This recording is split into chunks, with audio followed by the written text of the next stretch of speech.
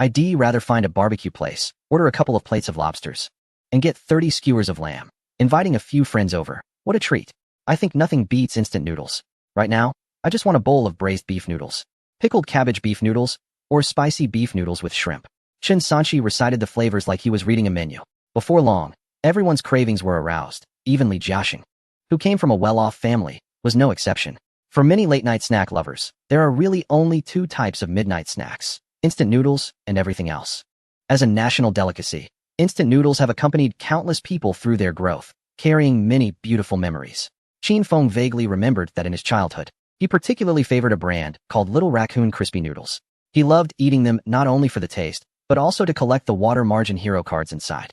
He even specially created a collection album for them. Besides that, Jin Meilong and Heo Jindo were also two of his favorite brands back then.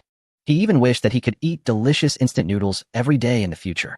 To his surprise, after entering society for a long time, his dream actually came true. He ended up buying instant noodles by the box and almost ate himself sick. But even so, at this moment, Qin Feng still really wanted to have another bite.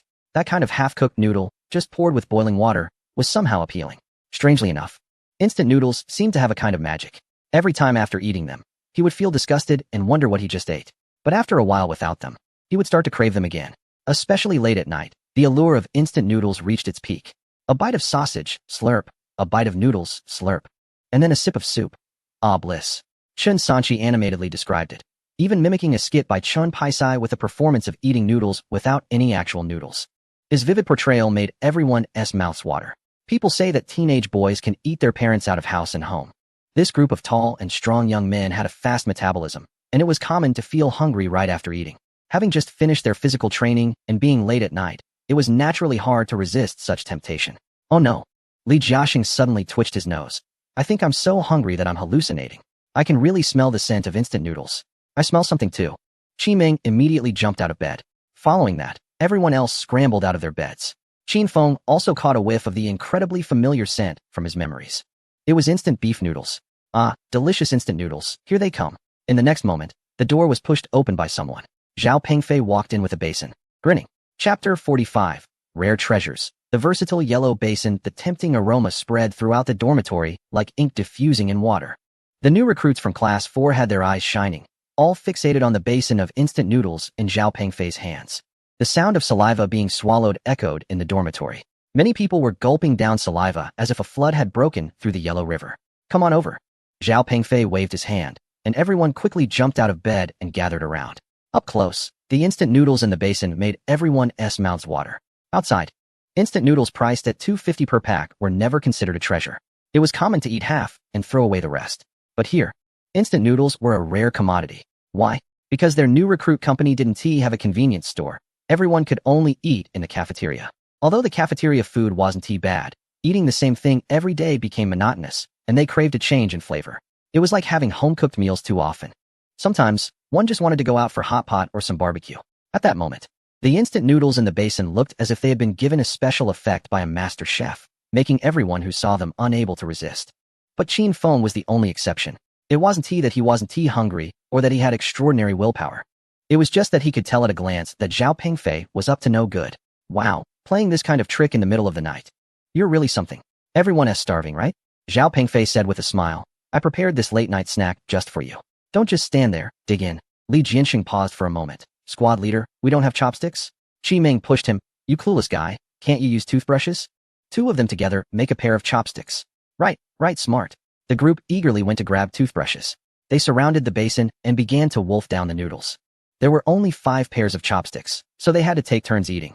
They squatted on the ground, jostling and competing with each other, as if they hadn't had instant noodles in 800 years. It resembled a pig pen, with a bunch of piglets crowded around a feeding trough, eagerly fighting for food. Li Jianxing even leaned over the edge of the basin, slurping the noodle soup like a local enjoying fried noodles. There was no trace left of the picky eater who had been hesitant when they first arrived. Seeing Li Jianxing give a thumbs up and shout, "That's authentic." Qin Feng couldn't help but reflect, was this really the same Li Jianxing from before? You just wanted to be grounded, and now you're practically in the underworld. However, the joyful smiles on everyone's faces were clear to Qin Feng. The military was truly a magical and interesting place. Training is incredibly tough, but instant noodles at midnight are truly delightful. For just a few bucks, you can't buy anything outside, yet it brings immense joy to so many in the class. However, this joy is built on a foundation of hardship. So, out of humanitarian spirit, Qin Feng kindly reminded everyone, you guys should eat a bit less. Why? Instant noodles are so delicious. Someone exclaimed, if you eat too much late at night, it'll be uncomfortable and hard to digest. What is uncomfortable about it? Li Jiaxing wiped his mouth, looking quite pleased with himself. I could eat not just a bowl of instant noodles, but also this stool and this table. Exactly. We could too. The others nodded in agreement, completely oblivious to the concerned expression on Qin Feng's face. In fact, Qin Feng wanted to say, don't you think that little yellow basin looks a bit familiar? But he held back, knowing that if he brought it up, Zhao Pengfei wouldn't let him off the hook. As expected, Zhao Pengfei had already set his sights on him. Qin Feng, everyone else is eating, why aren't you? Class leader, I'm not hungry. Not hungry. You could at least have some soup, right? Faced with Zhao Pengfei's insistence, Qin Feng's eyes twitched slightly. Class leader, you wouldn't want them to. Stop right there. Just stop.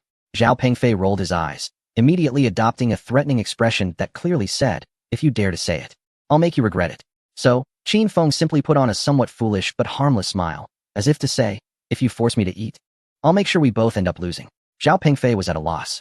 He could trick others, but Qin Feng was too difficult to handle. This guy was sharper than a monkey. Fine, if you're not eating, that just means they can have more. Zhao Pengfei smirked, clearly undeterred by Qin Feng seeing through his plan, and continued to enjoy himself. Life in the military is dull and monotonous, filled with training and basic needs every day. Therefore, one must find ways to entertain themselves. Zhao Pengfei was particularly skilled at discovering fun. He tilted his chin toward Qin Feng. Don't you have some liquor in your locker? Qin Feng quickly retrieved a half bottle of liquor and a bag of previously opened peanuts from his locker. These were leftovers from when he had advised a soldier from another squad. To avoid waste, he had brought them back. Zhao Pengfei grabbed 2 cups and poured a little for each. There wasn't much left, so each person only got a small amount, hardly enough to get drunk. And definitely wouldn't affect their training the next day, just a little boost for sleep. Thus, Zhao Pengfei and Qin Feng moved to the windowsill, chatting and sipping under the moonlight. Do you feel confident about next week's internal assessment? Yes. Qin Feng's confident response surprised Zhao Pengfei. He knew Qin Feng usually didn't speak too assertively, so why was he suddenly so sure? Zhao Pengfei asked with a hint of doubt. I've looked into it, and several other squads have better overall standards than ours. Are you really that confident? Don't let it slip away. If I have to run 50 laps on the playground, that would be embarrassing. Qin Feng smiled faintly. Class monitor, we've already made a military pledge. If I say I'm not confident, won't you scold me? Haha, that's true. So, how do you plan to do it? One word roll. Zhao Pengfei laughed. This brat actually came up with the same idea as me. Soon, the two of them finished off the remaining alcohol and peanuts. Just in time, the instant noodles over there were basically all gone. The large basin was now completely empty. Not even a bit of seasoning residue left. Of course, there wasn't much to begin with. It was only 4 packets of instant noodles, but the basin looked quite large. Oh, you ate it all? Li Jiaxing was holding the basin, licking the diced carrots inside. Hearing Zhao Pengfei's words, he quickly put the basin down with a grin, still licking his lips. Class monitor, why are these instant noodles 100 times better than the ones I've eaten before? Of course they're delicious. They have a secret seasoning added. Did everyone eat enough? Almost. Although they were still far from being full. Being able to eat instant noodles in the military at midnight was already pretty good. Who needs anything more? Additionally, other classes had new recruits who smelled the aroma of the noodles wafting down the hallway, all drooling. The worst was those who could smell, but couldn't eat. So compared to that, the 4th class's new recruits were quite content. Contentment brings happiness. Zhao Pengfei nodded, and then patted Li Jiaxing on the shoulder. After you're done eating, wash your basin. Next time, remember to bring it back after you're done. Don't just throw it in the bathroom and leave. Li Jiaxing's mind clearly stalled for a moment. My basin? He turned to look at the small yellow basin that had held the instant noodles. His expression changed from shock to horror, and finally to fear. He struggled to suppress his discomfort, stammering at the class monitor. See, class monitor, this is the basin I used for cleaning up the waste this afternoon? Yes. Zhao Pengfei nodded seriously. After you finished your work, you didn't bring it back, right? I saw it, and just rinsed it a bit before bringing it back for you to use tonight. How does it taste? Did you get a different flavor? Ugh. Thinking about the scene from earlier, Li Jiaxing's stomach churned, and he couldn't hold back, throwing up directly into the basin, saliva stringing out. Class monitor, you're too cruel. I was wondering why there was a nasty taste in the noodles. At that moment, everyone else's faces looked as if they had eaten something terrible. Yes, the kind of terrible you can see. Just thinking about the fact that this basin was used by Li Jiaxing to clean up waste earlier made everyone's throats churn. It was like sewage bubbling up, about to burst through a manhole cover. Ugh. Chen Sanchi curled his shoulders, retching. The next second, his cheeks puffed up like a big frog. His eyes bulged out, and he rolled his throat vigorously a couple of times before his mouth finally deflated. Ugh. Qin Feng's facial features were all scrunched up in disdain. This action was simply comparable to the scene in a certain comedy film where a character drinks milk in a rather unpleasant manner. Seeing Li Jiaxing and Qin Sanqi, each performing increasingly disgusting actions, the group of people who had just eaten noodles couldn't hold back any longer. They all grabbed their bowls and started vomiting uncontrollably. The joy they had while eating was now replaced by utter embarrassment during the purge. Ha! Zhao Pengfei, on the side, was holding his stomach, laughing so hard that tears streamed down his face. Clearly, he was quite pleased with the outcome of his little prank. Qin Feng looked at the little yellow basin, which was gradually filled by everyone, and shook his head helplessly. The jokes online were indeed true. The little yellow basin in the military was truly multifunctional. In the afternoon, it was used for cleaning, in the evening for washing feet, and at night for instant noodles, a versatile and economical choice. Chapter 46. Commander, do you want a wife? Slurp. Slurp. In the warm, yellow-lit office of the company late at night, Commander Gu Xiong was eating pickled cabbage from an old jar while scrolling through his phone. He looked at the various posts in his friends' circles showcasing marriages, children, and happiness. For some reason, Gu Xiong suddenly felt that the instant noodles in his mouth had become rather bland. He pushed the bowl of noodles away and leaned back in his chair. Once again, he inexplicably opened that familiar WeChat chat. On the right side of the chat window, there was a sea of green. The message he sent yesterday morning had not yet received a reply. The other person had set their friend settings to 3 days visible, so he couldn't even see any photos. Gu Xiong turned off his phone screen and sighed helplessly. In his career, things were finally starting to improve, but his love life was indeed at a standstill. Every time his family introduced a potential match, he rejected them, citing his busy work schedule as an excuse. He didn't know how many times he had quarreled with his family over this matter, yet he just couldn't forget that white moonlight in his heart. Hey, what are you thinking about so intently? Suddenly, a hand waved in front of him. Gu Xiong snapped back to reality and looked at Bai Yuan beside him, casually replying, "Nothing, just thinking about training matters." Bai Yuan pulled over a chair and sat down in front of him. "Old Gu, I've heard about the promotion. You're about to rise high. Shouldn't you also consider your personal issues? Where did you hear this gossip? That's none of your concern. I know a lot of people in the regiment headquarters." Bai Yuan waved his hand, and then, like an elder, gently advised, "Old Gu, you're already in your 30s. It's time to settle down, get married, and have kids. Don't your parents urge you?" "They do, and we've quarreled about it countless times." "Then why don't you take it a bit more seriously?"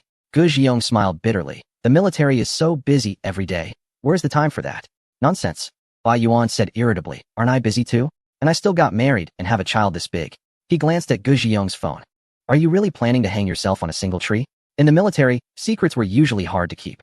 As soon as something happened, it would spread like wildfire. Plus, Gu Xiong often looked absent-minded while holding his phone. Even a fool could guess what was going on. The girl is still ignoring you? Well, she might be busy. Busy with what? She just doesn't want to talk to you. Someone who truly cares about you would take a moment to reply, even if they're in the shower when they see your message. Faced with Gu Xiong's self-deception, Bai Yuan chose to confront him directly without holding back. However, Gu Xiong remained silent, taking out a cigarette and lighting it for himself. Bai Yuan advised, "Old Gu, with your current salary and conditions, there are plenty of good girls out there. There's really no need to waste time on this. You should think about your parents. They're always hoping you'll settle down soon." Gu Xiong smiled wryly. "I just don't want to leave any regrets for myself. Back when we were in school, as you said," Bai Yuan interrupted with a frown, "how many years have we graduated? Who remembers these trivial matters besides you? You missed such a great opportunity back then, and now you're just checking in over the phone. What good does that do? Take my advice. If you can't hold on to sand, it's better to let it go. Just delete her and be done with it. Lingering feelings will only slow you down." Upon hearing this, Gu Xiong suddenly felt enlightened. At that moment, he thought of someone who might help him get out of this predicament. He stubbed out his cigarette, grabbed his hat, and rushed out. Hey, I haven't finished talking yet. Where are you going?" "Checking the dorm. There's still plenty left on the table. You can eat it." Watching Gu Xiong leave without looking back, Bai Yuan took the leftover instant noodles and shook his head, sighing. What is love in this world that turns people into fools? Later? Checking the dorm? Haven't I already done that? Why are you doing it again? What is that smell? It's so bad. Late at night, the door to the 4th dormitory was opened slightly. As the squad leader Gu Xiong stepped in, he immediately frowned. He waved his hand in front of his nose a couple of times, and then kicked Zhao Pengfei, who was pretending to be asleep on the bed. Twice. "Stop pretending. Get up. Squad leader, how did you know I wasn't asleep?" Zhao Pengfei quickly rolled over and got up. Gu Xiong rolled his eyes. "You have no alertness at all. Have you wasted all these years in the military?" Zhao Pengfei chuckled sheepishly, not denying it. "Even if he were asleep, one eye would be open. In the battlefield, He wouldn't miss any movement, let alone the squad leader walking in. What is that smell in your room? Why is it so bad? Zhao Pengfei immediately reported his earlier mischief with a grin. Although the mess had been thrown into the toilet and the basin cleaned. Without any wind, the smell in the dorm wouldn't dissipate quickly. Gu Jiong pinched his ear. You're quite something, huh? Digging through filth in the afternoon and eating instant noodles at night.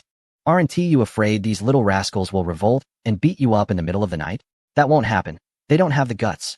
Zhao Pengfei grinned mischievously. All right, you can keep lying there. Gu Jiong shot him a glance. Yes.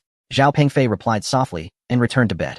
Gu Jiong then began his purposeful inspection of the dormitory. In the new recruits company, he was essentially the head of everyone. He had to oversee everything, from eating and drinking to daily routines. Night inspections were also part of his necessary duties.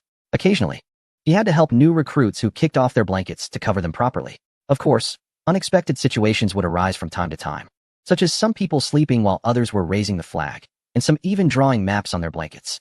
However, as someone who had been through this, Gu Jiong could understand it quite well.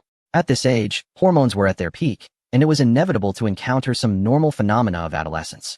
At this moment, Gu Jiong stopped in front of Qin Feng's bunk, struggling internally. It was late at night, and he couldn't just wake Qin Feng up. After all, this was a personal matter. Even if he needed Qin Feng's help, it should be during the day when there was free time. His internal struggle was whether or not to ask a new recruit for help with such an awkward issue. Gu Jiong eventually sighed and turned to leave the dormitory.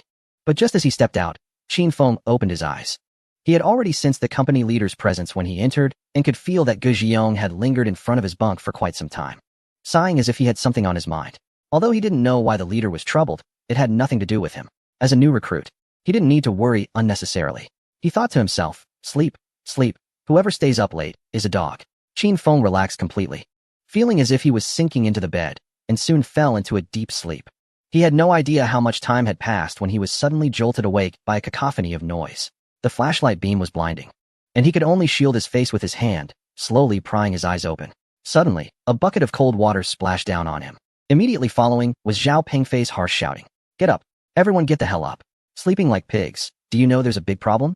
Chapter 47. Surrounded by a pack of dogs. Qi Meng, what kind of garbage did you fold? Those who know it would think it's a blanket, and those who don't would think it's a pile of dung. And you, Chen Sanchi, I could fold it better with my feet than you can with your hands. After so many days of folding, this is what you come up with? Useless, good for nothing, disgraceful. As Zhao Pengfei's furious tirade continued, quilts were thrown out of the windows of the 4th class and landed heavily on the ground. At that moment, the dormitory fell silent, with every new recruit feeling an overwhelming sense of suffocation. They could sense the anger, the wrath of the squad leader. Although Qin Feng's quilt was not thrown downstairs, it was still tossed into the hallway by Zhao Pengfei. It wasn't that his quilt was poorly folded, it was just that one person fell ill, and the whole group had to take the blame. So, as the vice squad leader, he had to face the consequences along with everyone else. However, Qin Feng was very clear that the real reason for Zhao Pengfei's outburst was not that everyone was poorly folding their blankets. It was because, around 5 in the morning, when Zhao Pengfei got up to use the restroom, he accidentally discovered that the students from classes 5 and 6 had secretly started to engage in a competition in the water room and dormitory. Not only that, but several classes from rows 1 and 3 also seemed to have coordinated in advance, getting up early to fold their blankets in the hallway. This made Zhao Pengfei feel as if he was surrounded by competitive dogs. He hated 2 types of people the most. One was the competitive dogs, and the other was those who wouldn't let him be one. Originally, Zhao Pengfei had discussed with Qin Feng to get up at 5 every day to fold blankets. But other classes were already getting up around 4, which made Zhao Pengfei feel a strong sense of crisis. When he returned to the dormitory and saw the new recruits from his class still sleeping soundly, he was instantly filled with anger. How could they still sleep when everyone else was pushing them to the brink? That's when Zhao Pengfei decided to splash a basin of cold water on everyone as a wake-up call. However, it was obvious that a basin of water was far from enough to extinguish Zhao Pengfei's fury. You have 30 seconds to get those blankets back. As soon as he finished speaking, everyone rushed downstairs at a sprinting speed to retrieve their blankets. Qin Feng was slightly better than the others and managed to grab his blanket as soon as he stepped outside, just as everyone was quickly returning with their blankets. Row 2 leader Zhou Shangfei appeared at the door with a smile. Hey, class leader 4. Why are you so fired up this early in the morning? I can hear your loud voice from across class 5. Zhou said, you can't lead your troops like this. It's just folding a blanket. You should teach them properly. Zhao Pengfei cursed inwardly, forcing a smile on his face. Row leader, I don't need you to dictate how I teach my recruits. Zhou Shangfei's expression turned serious. Class leader 4, I have to criticize you on this. As the Road 2 leader, I'm just offering you some advice. Isn't that wrong? Nowadays, we advocate for civilized and scientific leadership. You need to be mindful of your influence. Mind your own business. Zhao Pengfei cursed in his heart. They had secretly coordinated to get up early and fold blankets, and now they were coming over to mock him for not being able to lead? But in front of the recruits, he didn't explode. Instead, he forced a smile. Thank you for your reminder. I will pay attention. Zhou Shangfei nodded, and then smiled at Qin Feng inside the room before leaving. This action was like pouring gasoline on Zhao Pengfei's anger. Before leaving, Zhou noticed Zhao Pengfei's furious expression and felt satisfied. Serves you right. Who told you to start it? Last night, Zhao Pengfei's training of the new recruits had already drawn dissatisfaction from many veteran leaders. Coupled with previous grievances about meal duties, many people had significant issues with Class 4. Therefore, this time, all the classes had coordinated in advance, preparing to unite and push Zhao Pengfei to his limits. In short, the message was clear. Anyone could take the moving red flag, but that dog Zhao Pengfei must not be allowed to have it. He must be brought down a peg and dealt a hard blow. Soon, the new recruits of Class 4 returned to the dormitory with their blankets. However, as soon as they entered, everyone could clearly feel the temperature in the room drop a few degrees. It felt chilling, as if they had fallen into an ice cellar. Listen up, everyone. Zhao Pengfei is in a bad mood right now. Starting today, all free time, including lunchtime, will be devoted to folding blankets. Other classes get up around 4 to fold their blankets, and our class has to get up half an hour earlier, at 3:40. Get up at 3:40 to fold blankets. Upon hearing this, the faces of all the new recruits instantly turned sour. They knew that the wake-up call was usually at 6 o'clock. Normally, they would get up half an hour early, at 5:30, to fold blankets. Now, they had to get up more than 2 hours earlier. What did that even mean? It meant that everyone would only get 4 to 5 hours of sleep each night. Who could handle that? Class leader, isn't 3 o'clock a bit too early? Other classes at least get up at 4. Li Jiaqing didn't finish his sentence before being struck by a fierce glare. He quickly shut his mouth, swallowing the rest of his words. Zhao Pengfei coldly scanned everyone.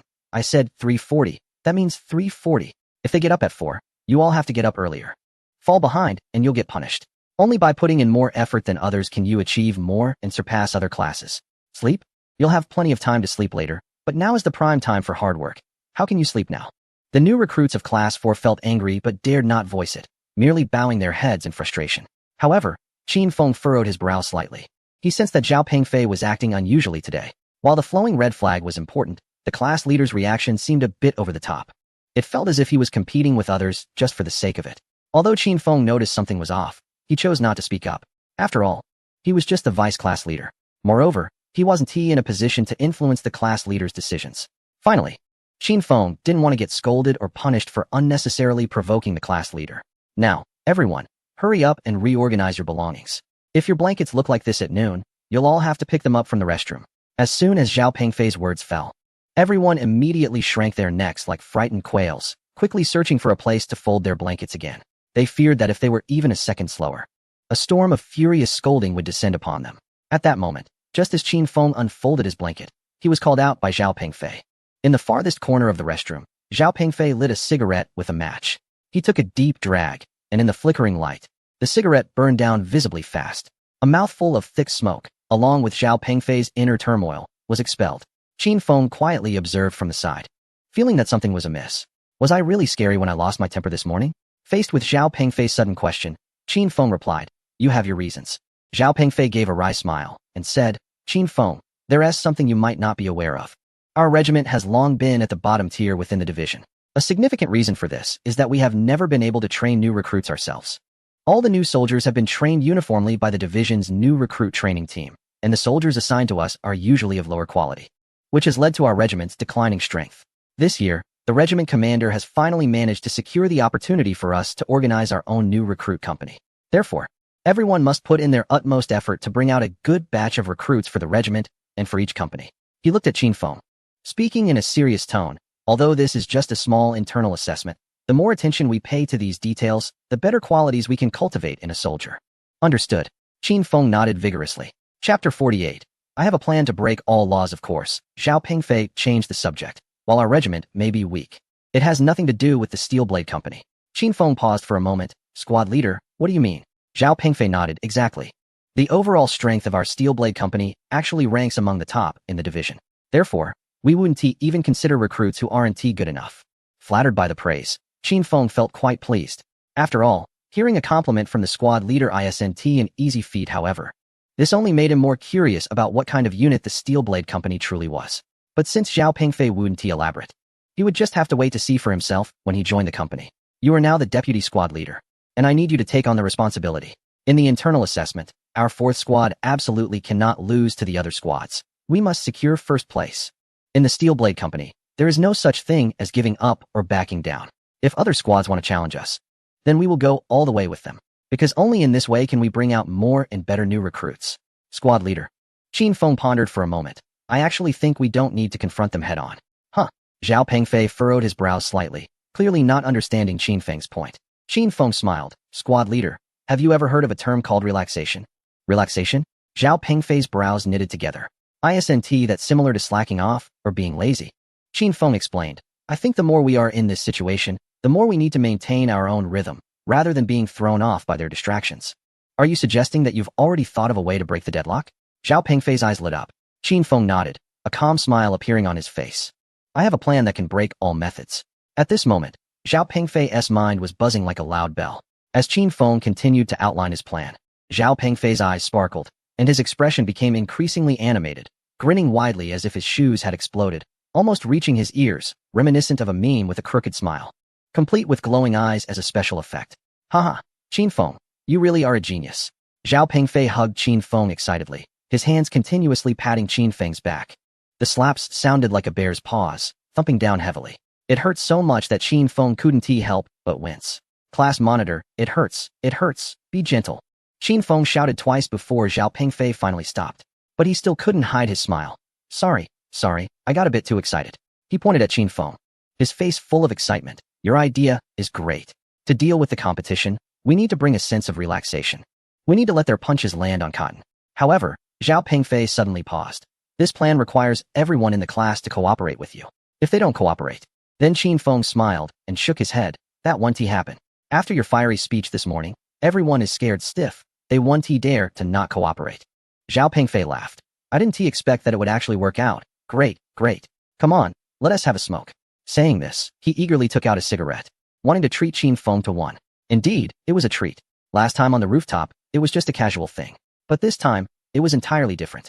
Because Qin Feng's plan could not only help him solve the immediate problem by taking the rotating flag away from the competition, but also unite the class, making it more cohesive.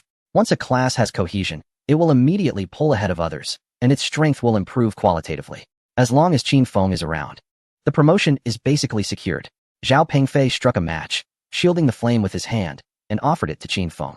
It wasn't that he liked using matches to light cigarettes. It was just that both of his lighters had been taken by the squad leader.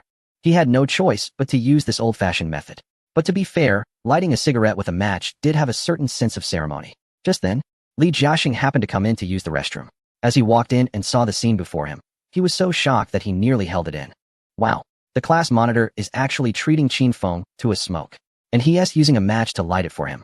This is unbelievable. Just a moment ago, Zhao Pengfei had been like a furious king of hell, scolding everyone. But now, he was smiling and lighting a cigarette for Qin Feng. This was simply outrageous. Instantly, Li Jiaxing imagined a scene from the movie Shanghai Bond, where a little brother lights a cigar for the big brother Su Wenqiang. Li Jiaxing, what are you doing standing at the door?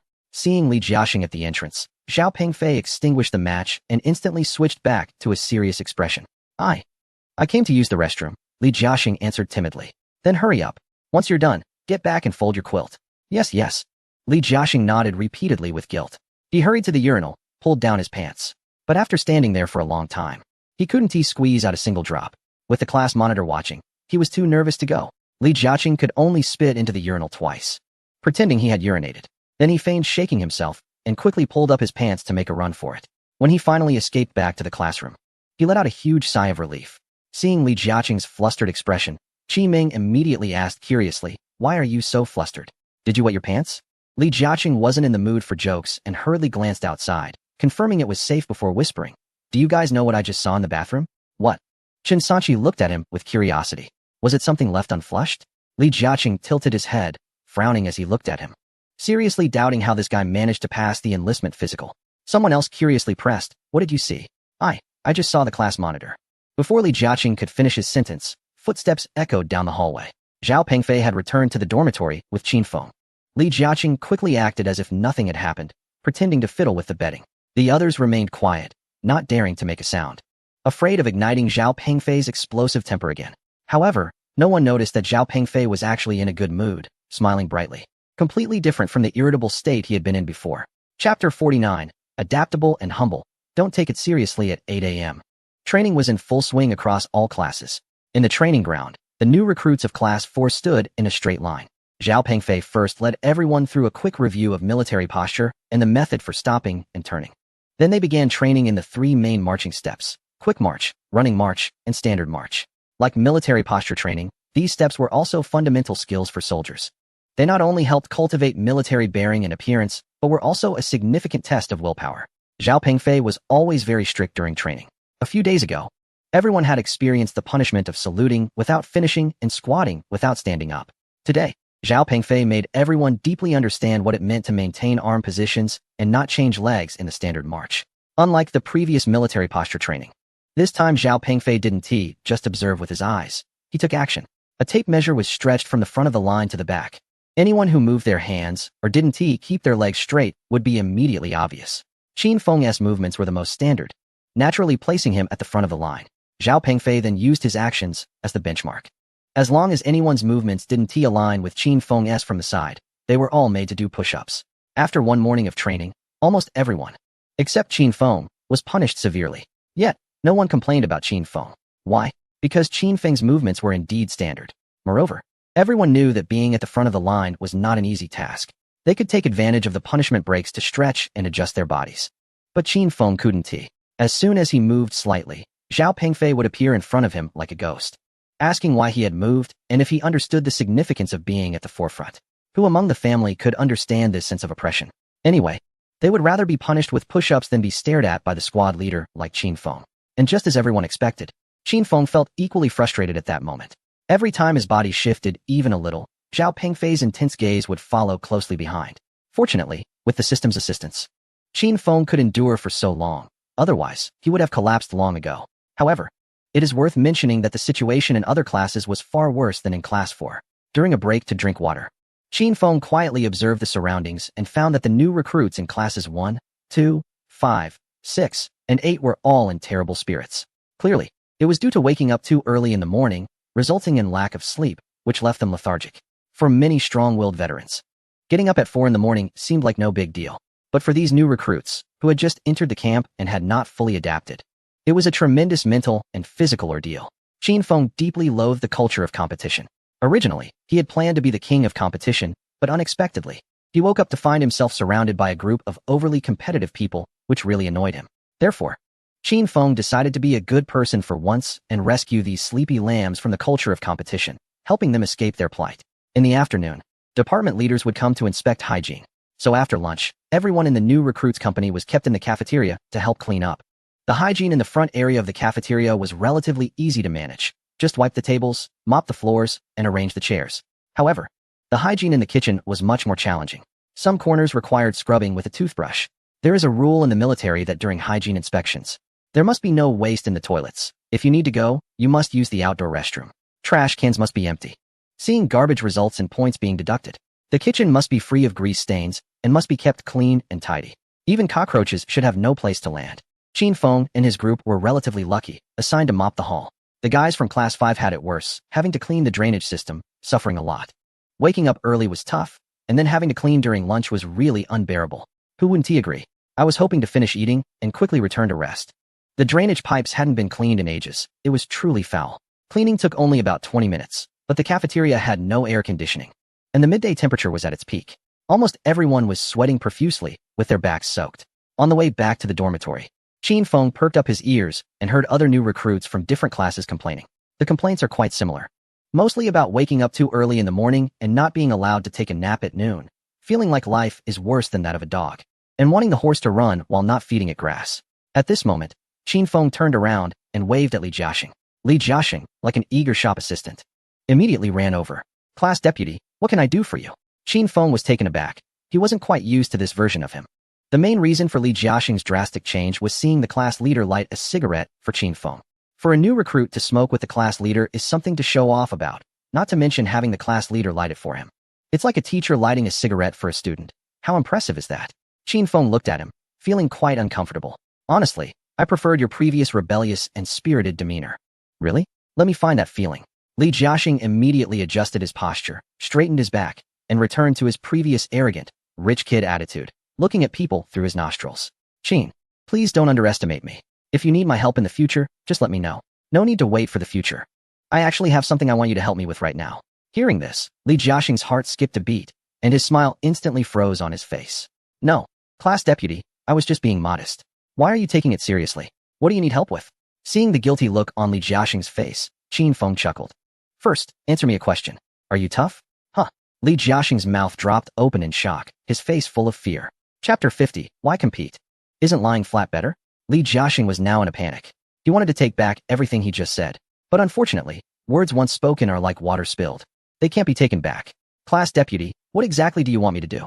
Qin Feng put his arm around his shoulder and smiled. It's just a trivial matter. As long as you handle it well, I guarantee you'll be fine. Hearing this, Li Jiaxing's already anxious heart became even more flustered. But panicking was useless because he had to help with this task. In Qin Feng's eyes, this kid was the best candidate for such a shady job, without a doubt. Let us say, you all get an hour for lunch break. When this was said by Zhao Pengfei, all the new recruits in Class 4 stared blankly with wide eyes, as if they had misheard, completely in disbelief. Seeing everyone frozen in place without a reaction, Zhao Pengfei couldn't help but laugh. I talked with your class deputy this morning and felt that we don't need to compete with other classes, nor do we need to push ourselves to exhaustion. Their waking up at 4 is their business. We need to have our own pace and not let them disrupt us. Otherwise, in the end, we won't have rested well. Our standards won't improve, and it will be counterproductive. So later, everyone will lie down for an hour to recharge before making the beds. Class leader, you're so cool. Hearing that they could take a nap, Li Jiaxing was extremely excited. Although it was a fact, next time remember to report it first. Zhao Pengfei pointed at him seriously and playfully winked. Yes, Zhao Pengfei's words brought laughter from everyone. The overall atmosphere was no longer as oppressive as in the morning. Instead, it became much more lively and relaxed. However, everyone knew that this was definitely related to Qin Feng. The group quickly pulled out small stools and, like kindergarten kids, sat side by side at the edge of the bed, ready to take their nap. Qin Feng rested his head on his arm and began to feel sleepy when suddenly, he heard someone calling him. Qin Feng, are you asleep? Qin Feng, are you awake? Chen Sanchi was lying next to him, mouthing the words. At first, Qin Feng didn't want to respond, but this guy was like a broken record, chattering nonstop, driving him crazy. He realized that this guy had put all his talent points into talking. He was the type who was useless at everything, but was the best at nagging. Irritated, Qin Feng opened his eyes and asked, what is it? Chen Sanchi grinned and asked, Bro Feng, I just want to know, how did you convince the class monitor? Qin Feng looked speechless. Why are you asking this? I'm just curious. Stay out of social matters. Qin Feng couldn't be bothered and turned back to try to sleep again. But Chen Sanchi seemed to have some sort of illness. After being quiet for just 2 minutes, he scooted his stool closer and activated his nagging mode again. Qin Feng even suspected that this guy might have been a chatty parrot in his past life. Qin Feng, tell me, I promise I won't spread it. Did the class monitor wet his pants and you caught him, or did he have an accident? A couple of nuts dropped from the sky like meteors. Chen Sanchi covered his head and cried out in pain. Zhao Pengfei's fists were steaming, his eyes flashing red. You're the one who wet your pants. You're the one who had an accident. You can't even keep quiet while sleeping. Get down and do 200 push-ups. Huh. Chen Sanchi, like a little monk, covered his head with both hands, tears streaming down his face from the pain. What nonsense. 300, right now? Yes. Chen Sanchi quickly got down on the ground and started to do push-ups. Good. Qin Feng glanced over and silently gave a thumbs up to the class monitor. Finally, the chatterbox was silenced. Now he could finally take a decent nap. He adjusted his sitting position, found a comfortable posture, and slowly drifted off to sleep. Meanwhile, in the corridor, the new recruits in Class 5, who were folding blankets, accidentally discovered that everyone in Class 4 was actually taking a nap. Instantly, their eyes turned red with envy and jealousy. They were all new recruits. Why could Class 4 take a nap while they couldn't? Was there no justice or fairness? Although they had grievances in their hearts, no one dared to show it for fear of being scolded. At this moment, the most puzzled were the leaders of Class 5 and Class 6. Standing in the corridor, they looked through the window and saw the relaxed scene in Class 4's dormitory. The two exchanged puzzled glances, unable to make sense of the situation. The leader of Class 5 was the first to ask. Every class is rushing to catch up. So why are they still sleeping in the middle of the day? Zhou Shangfei furrowed his brow as well. Could it be that Zhao Pengfei knows he can't compete with us, so he has given up? The leader of Class 5 nodded vigorously, definitely. He knows he can't outdo so many of us, so he might as well just lie down and give in. At least he has some self-awareness. Zhou Xiangfei agreed with a nod, but he still felt something was off. Zhao Pengfei had been like a ticking time bomb in the morning, and suddenly he had changed by noon? Yet, apart from the explanation of giving up, he couldn't find a more suitable reason. After all, facing the onslaught from numerous classes, even if Zhao Pengfei resisted, it would be futile. You might be able to compete with one, but you certainly can't with so many. Rather than working hard for nothing, it was better to simply admit defeat. With this thought, the two leaders relaxed their vigilance and felt much better. Since Zhao Pengfei had already withdrawn, it would now be a contest among their classes. However, no one expected that Zhao Pengfei, the underdog, had started to play the long game, employing psychological tactics. How the members of Class 4, just waking up, yawned and lazily wrapped themselves in their blankets, gradually coming out into the corridor. Due to the hot weather, the afternoon training was postponed until 2:40 p.m. It was now 1:30 p.m., giving everyone an hour to practice folding blankets. In the corridor, the new recruits from classes 5 and 6 had already been struggling to fold their blankets all morning. When they saw Class 4 looking drowsy with sleep still in their eyes, they couldn't help but show their envy. Chapter 51, Cattle and Horses, Never Slaves. I really envy you guys in Class 4, not having to wake up early in the morning and still getting a nap at noon. At this moment, a new recruit from Class 5 initiated a conversation with Qin Feng. Qin Feng yawned and waved his hand dismissively. It's just a short nap, nothing much. What? Didn't your class take a nap? Isn't that a standard for the new recruits? Napping? Not a chance. Our class leader is like a drill sergeant, giving us no time to rest at noon. The recruit cautiously looked around to confirm that their leader wasn't listening before continuing in a lower voice. Honestly, I really envy you guys in Class 4. You can get up normally in the morning and still have time to rest at noon. Qin Feng chuckled and reassured him. You can't say that. Your class leader is just pushing you to improve more. I think your class will definitely be the top in tidiness this week. That's an honor. Honor? What good is that for? Before Qin Feng could finish, Li Jiaxing chimed in from the side. I think your class leader is just bored and is making you all work for no reason. In other words, the new recruits in your class have good tempers. If it were our class, he would probably get a beating under the blanket by the next night. Li Jiaxing's provocative words immediately stirred discontent among several new recruits from Class 5. No matter how things are, it's not up to outsiders to comment. They can grumble. But what qualifications do you have as an outsider? Seeing the situation turning sour, Qin Feng quickly stepped in to mediate. Each squad leader has their own way of leading. Strict leaders produce strict soldiers. When it comes to assessments later, our Class 4's performance will definitely be inferior to yours in Class 5. Overall, I think your squad leader is quite good. At least he is responsible for you, right? With Qin Feng's words, the new recruits from Class 5 felt much better. Nonetheless, Li Jiaxing's earlier comments still stung them. After all, for them, any honor or moving flag was nonsense. Their heads were heavy, and they didn't want to do anything but sleep. The frustration and dissatisfaction quickly spread among Class 5 and even extended to Class 6. Negative topics like this spread rapidly once someone starts complaining without needing any guidance. It's like when someone at work complains about low wages or poor cafeteria food. And soon enough, a bunch of people join in and it spreads wider. People's joys might differ, but negative emotions are generally the same. Sigh. I really don't understand what our squad leader is thinking. Waking up so early and not letting us sleep at noon. Wanting the horse to run, but not letting it eat grass. We're all in the second platoon. Why can't our platoon leader learn from Class 4's leader? Training is training, and rest is rest. Exactly. I don't even know why we're competing for this moving flag. Just torturing us. It's infuriating to think about. The new recruits from Class 5 and Class 6 were all complaining and grumbling. What started as a small flame quickly grew stronger with Qin Feng's encouragement. Seeing his goal achieved, Qin Feng withdrew with Li Jiaxing.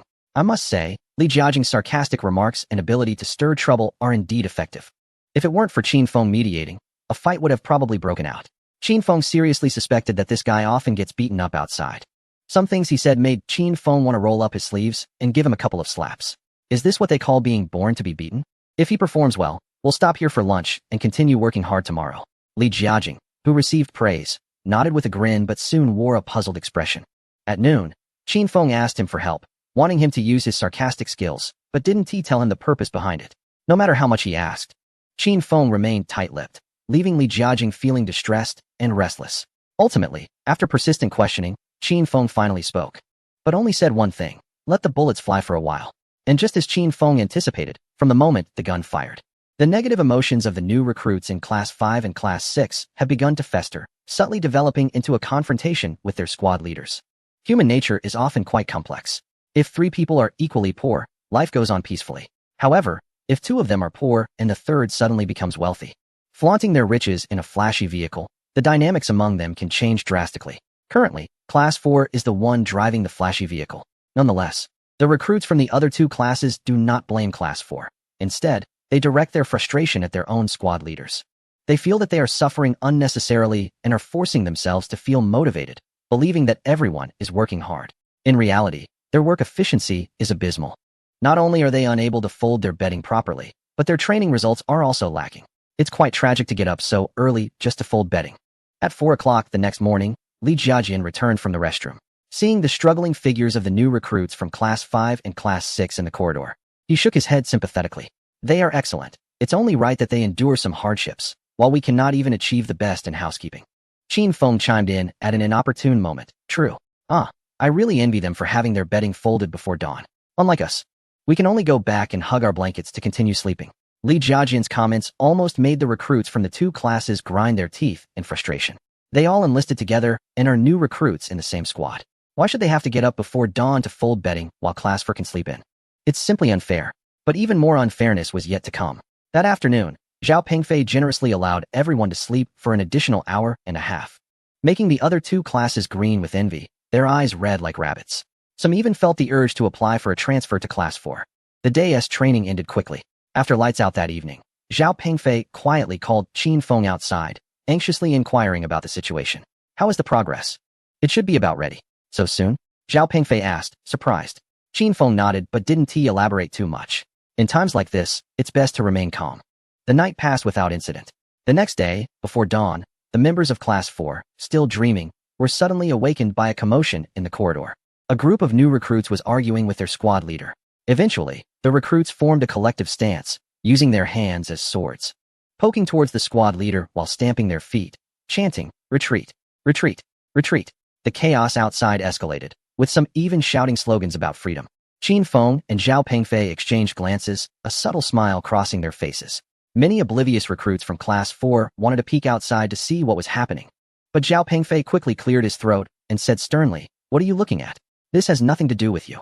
Everyone lie down and go to sleep. You're only allowed to get up when the wake-up call sounds." Seeing Zhao Pengfei's mischievous smile, Qin Feng couldn't help but laugh. "Class leader, you really understand what it means to harm both body and mind, and to add fuel to the fire." In the meeting room, Instructor Bai Yuan slammed his hand on the table and shouted. Immediately, all the squad leaders stood up obediently except for Zhao Pengfei.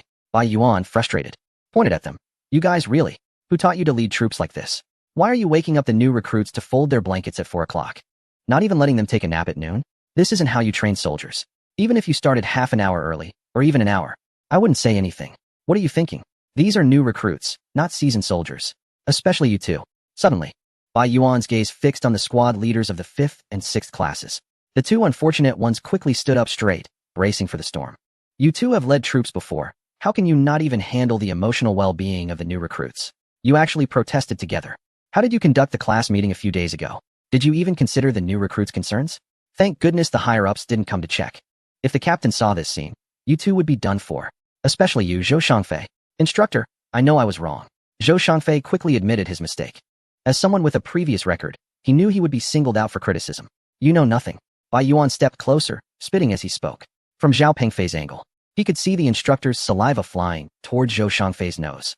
Disgusted, he made a sound of disdain in his heart, and then began to mimic the instructor's way of speaking in secret. "Zhou Shangfei, do you know that guy from your class is still locked up in the confinement room? You're an adult. How can you not understand the gravity of the situation? Do you want to have a few people jumping off the building? Do you think you can compete with Zhao Pengfei? What level are you at compared to him? How dare you? It's simply self-degradation, inviting trouble, harming others while hurting yourself." The first two sentences were the instructor's reproach, while the latter two were Zhao Pengfei's internal thoughts. At that moment, Zhou Shangfei was being berated so close that he felt like crawling under the table. In fact, he hadn't expected that the new recruits in his class would crack under pressure so quickly. It had only been a few days, and they were already rebelling? After all, when they first enlisted, they had it even tougher, and nobody complained. Meanwhile, Gu Zhiyong seemed unfazed, leisurely sipping tea as if Bai Yuan were the company commander and he were the one in charge of morale. The reason was simple. Gu Zhiyong was actually on the side of the squad leaders. The rivalry and competition between the classes was exactly what he hoped to see.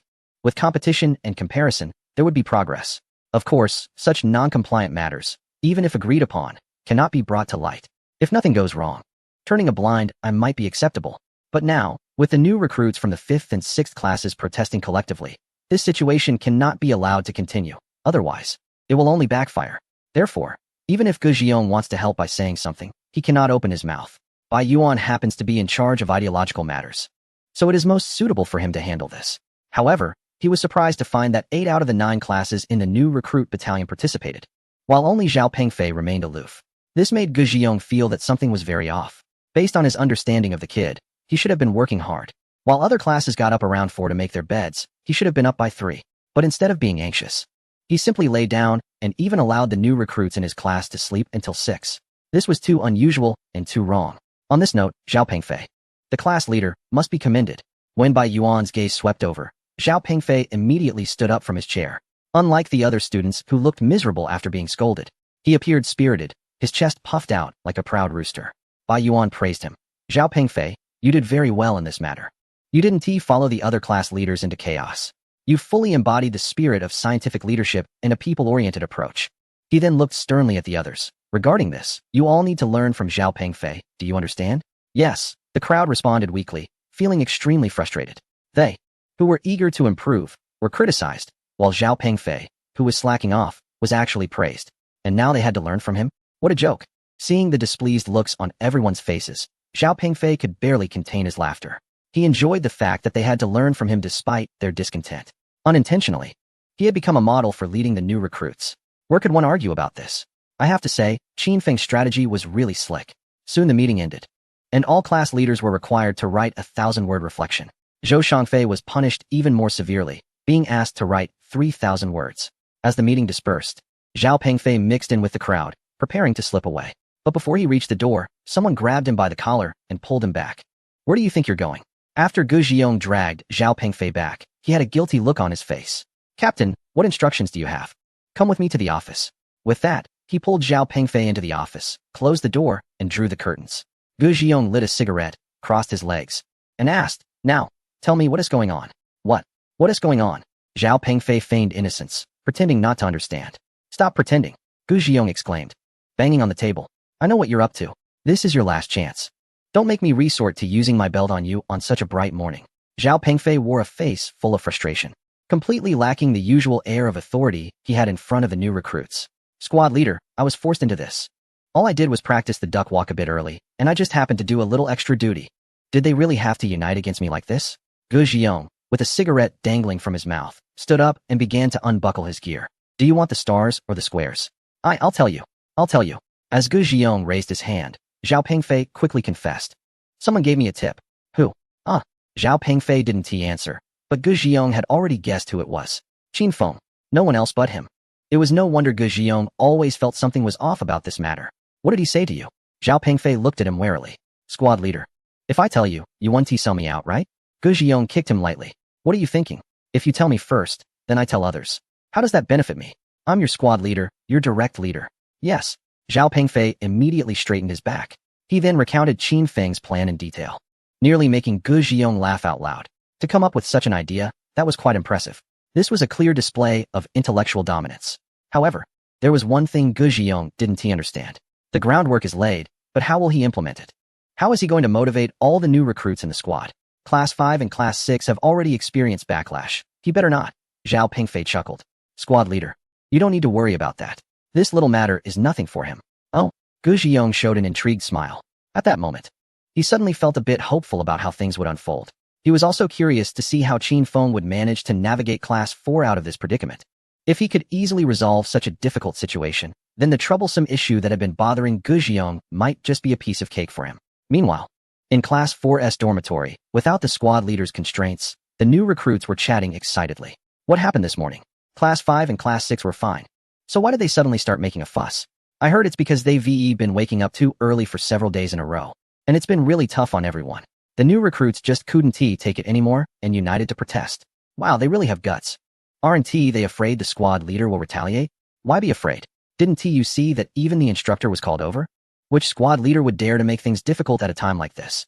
True, but to be fair, I think our squad leader is pretty nice. At least he has been good to us these past few days. We even get to take naps at noon. Just then, someone curiously looked at Qin Feng. Deputy squad leader, What did you say to the squad leader that day? I feel like he has been acting like a different person these past 2 days. Yeah. Deputy squad leader, what did you talk about? Did you put some kind of spell on him? Although everyone was eager to know, Qin Feng remained silent, which only made everyone even more curious. In fact, forget it, he decided not to say anything. Qin Feng's strategy of feigning ignorance successfully piqued everyone's interest. This made them even more curious about what methods he had used to make Xiao Pengfei, who was as stubborn as a mule, undergo such a significant change in mindset. After everyone's curiosity had been sufficiently aroused, he finally spoke slowly. However, after hearing his words, everyone looked as if they had seen a ghost. And even the joy of moving forward vanished instantly. It turned out that Qin Feng had secretly made a deal with the class monitor regarding everyone's good fortune for the next 3 months. If they failed to complete the task, the monitor would have the authority to make their lives miserable. Who could stand that? Touching on personal interests made many people feel dissatisfied with Qin Feng for the first time. Why did he make promises to the monitor without consulting them? Wasn't that putting them in danger? Qin Feng, who gave you the right to make decisions for us? Are you taking yourself too seriously? At this moment, a sudden voice broke through. Qin Feng turned to look in the direction of the voice, and his expression darkened. What do you mean by that, Li Jiejun? Qin Feng coldly glared at Li Jiejun. But at that moment, Li Jiejun had an arrogant demeanor, completely disregarding him. It's quite straightforward. Why do you get to make decisions for us? If we don't get the mobile flag, are you going to take responsibility? How do you know we can't get it without even trying? Is it even worth trying? With this bunch of misfits in our class, it would be a miracle if we managed to get it. Damn, who are you calling a misfit? You're the real misfit. Your whole family is a bunch of misfits. Li Jiejun's words instantly ignited the anger of the entire class. What nonsense are you talking, Li Jiejun? You're the one who's a misfit. Don't drag us into this. We're not the same.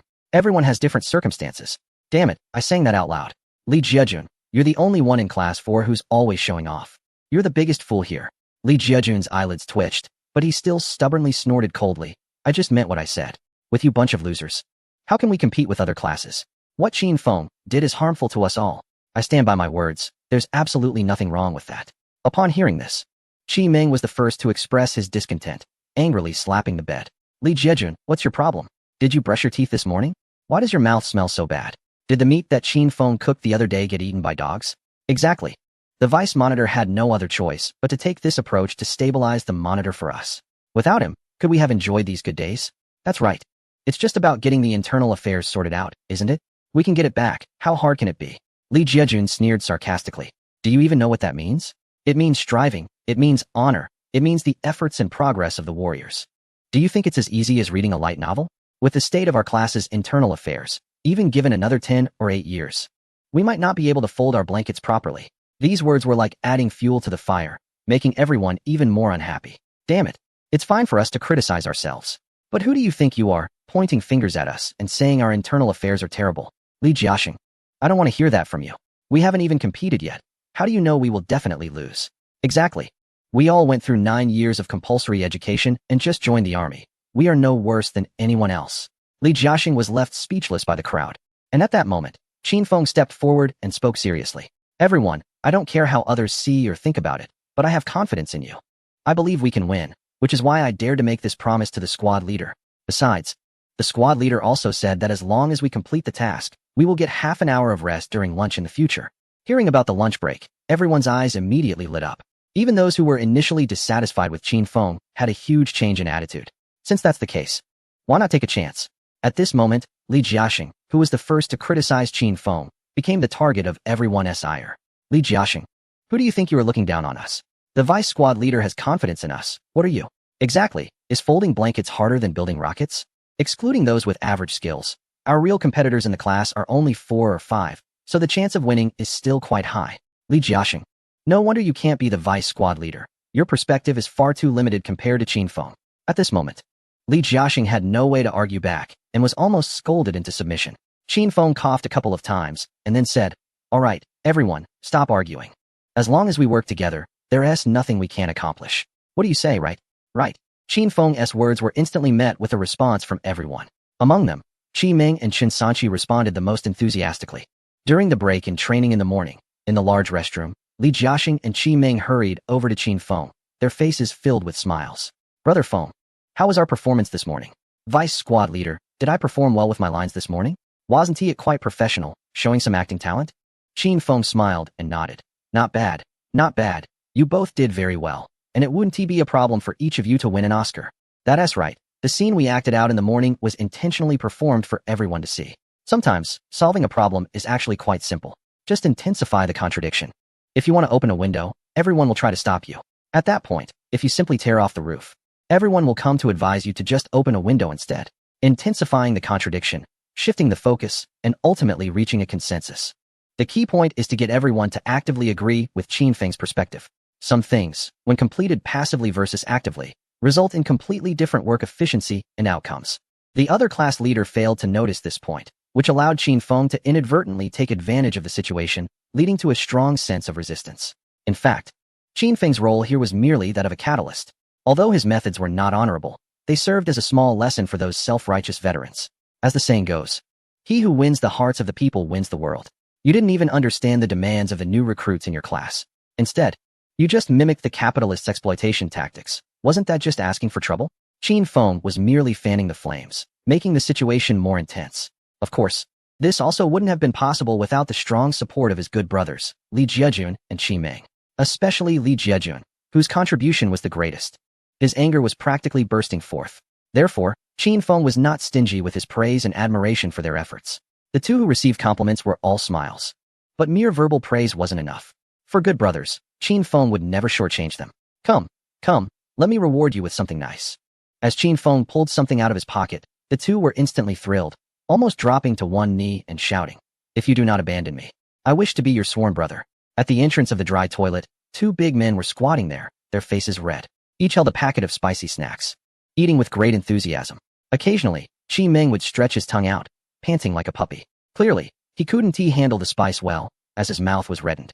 Unable to bear it any longer, he rushed to the faucet for a drink. However, his eyes were still red, with tears and snot flowing together. "I remember." Qi Ming spoke with a slight lisp. "The spicy snacks at school weren't this hot, right?" "You're mistaken. This isn't Wei Long, it's Wei Yu," Qin Feng pointed out, and only then did Qi Ming realize. This thing was actually a knockoff?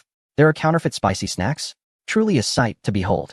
But at that moment, he noticed Li Jiejun squatting there enjoying his snacks, only a few drops of sweat appearing on his forehead, nothing like his own reaction. "Wow. Can you really handle spicy food that well?" Li Jiejun turned around, with chili oil around his mouth, cheerfully asking, "Huh, is this really spicy? I think it's just right.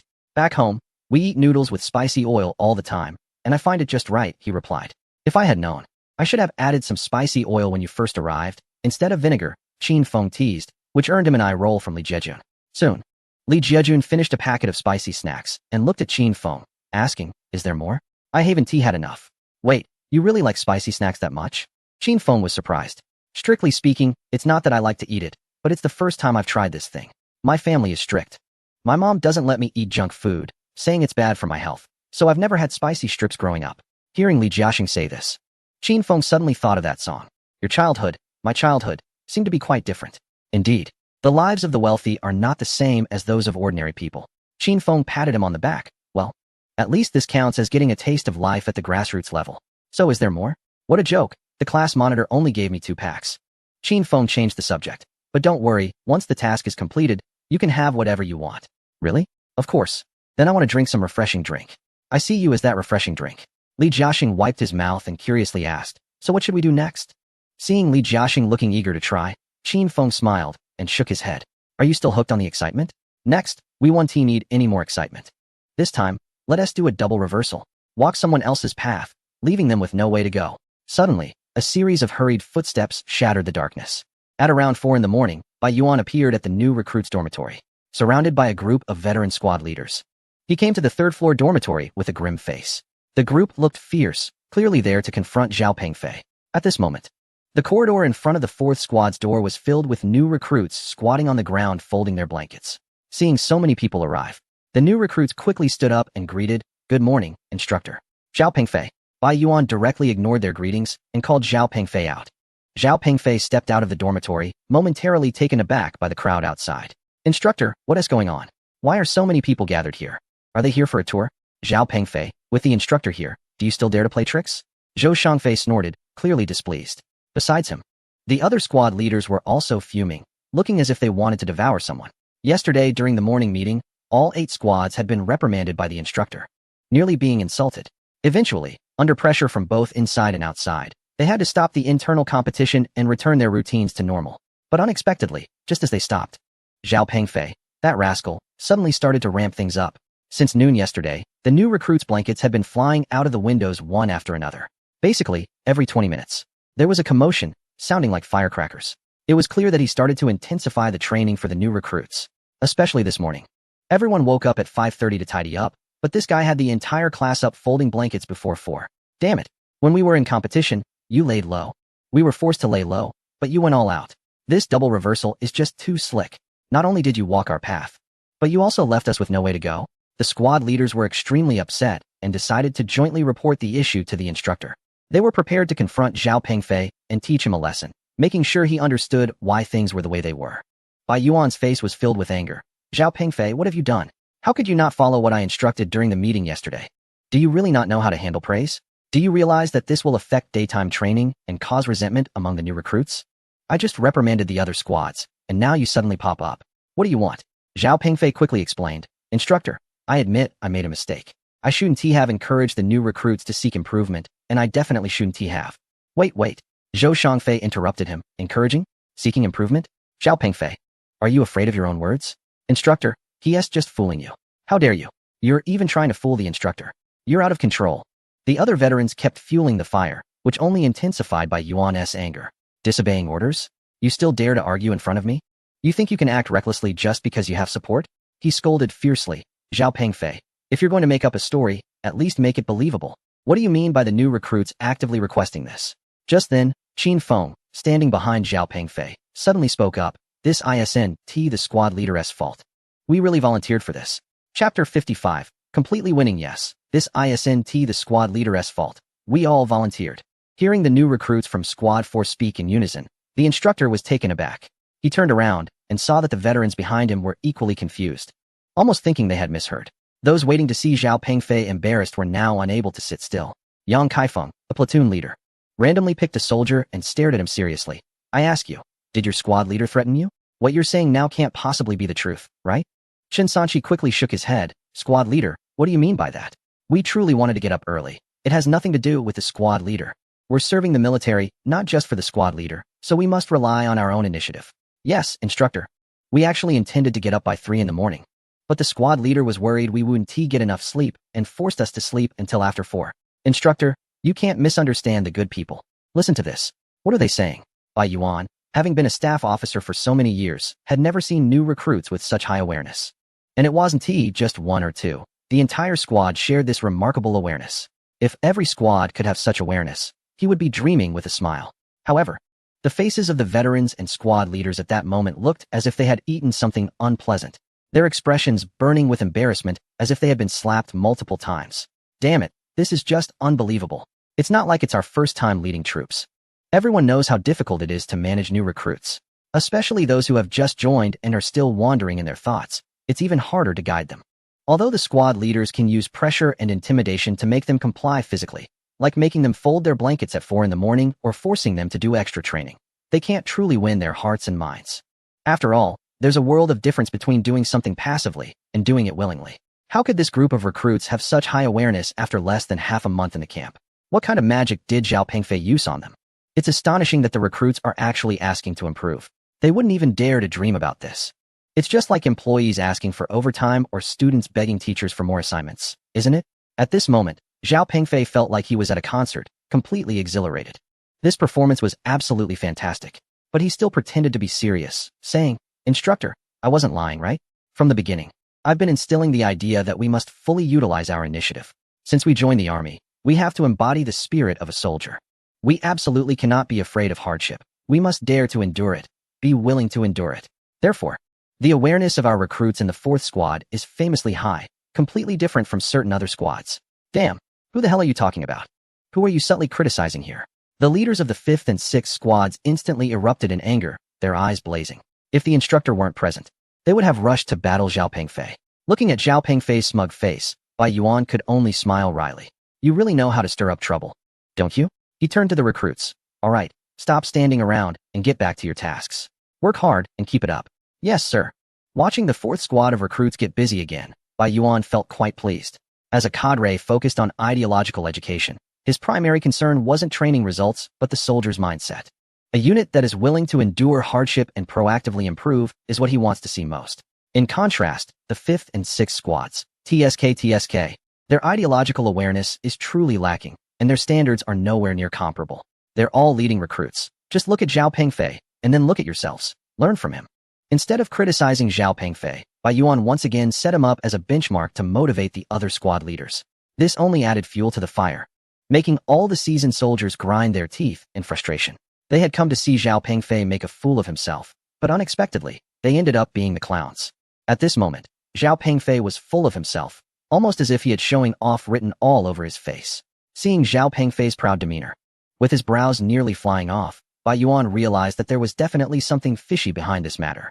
In the past, during the new recruit training, there had been instances of early morning wake-up calls at 4 o'clock to make beds, but the recruits would just grit their teeth and get through it. Who would dare to protest together? By the time they intervened to mediate, the various classes had finally calmed down. Suddenly, Class 4, which had been slacking off, made a surprising comeback, catching the other classes off guard.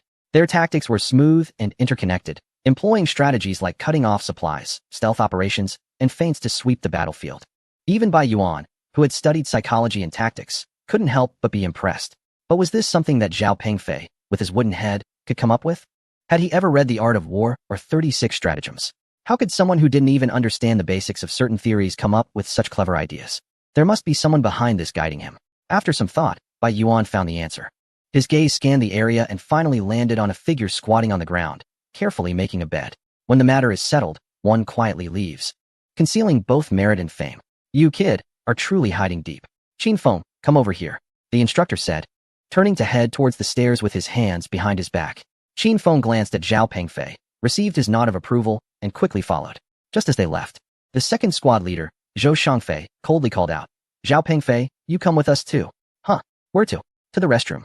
Seeing so many watchful eyes on him, Zhao Pengfei's heart sank, and cold sweat broke out. With the instructor present, he had support. Now that the instructor had left, he suddenly found himself on the opposing side of everyone. I just went. Zhao Pengfei nervously declined, trying to sneak back to the dormitory. But before he could step through the door, 2 hands grabbed his shoulders. Yang Kaifeng and Zhou Shangfei leaned in with cold smiles from either side. If you've gone already, then just go and take a dump. If you can't, that's fine. We'll help you. Chapter 56, Squad Leader, why have you turned into a panda? Sorry, instructor, I don't want to go to a staff position after joining the unit. Seeing Qin Feng's firm refusal, Bai Yuan was filled with surprise and confusion. Qin Feng, you need to understand.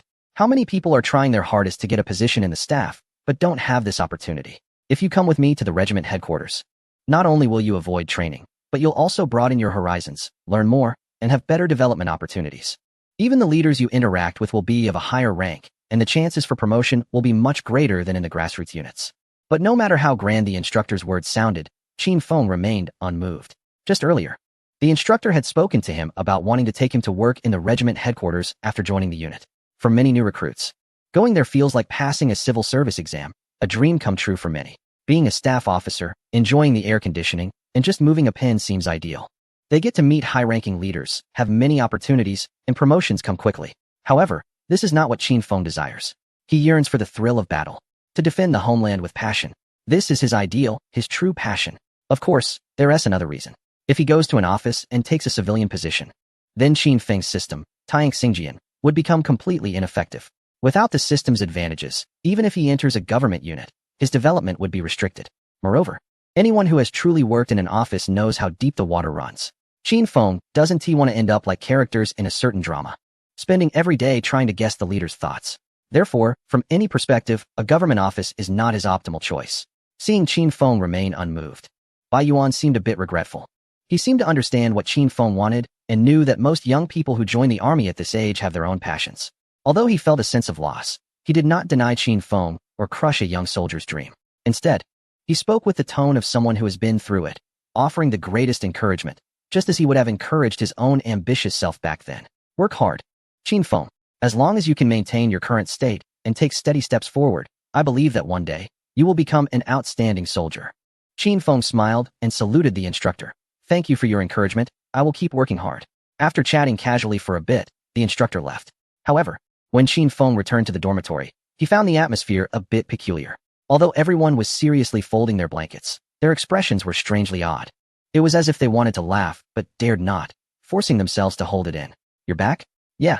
Seeing Zhao Pengfei turn around, Qin Feng's eyes widened.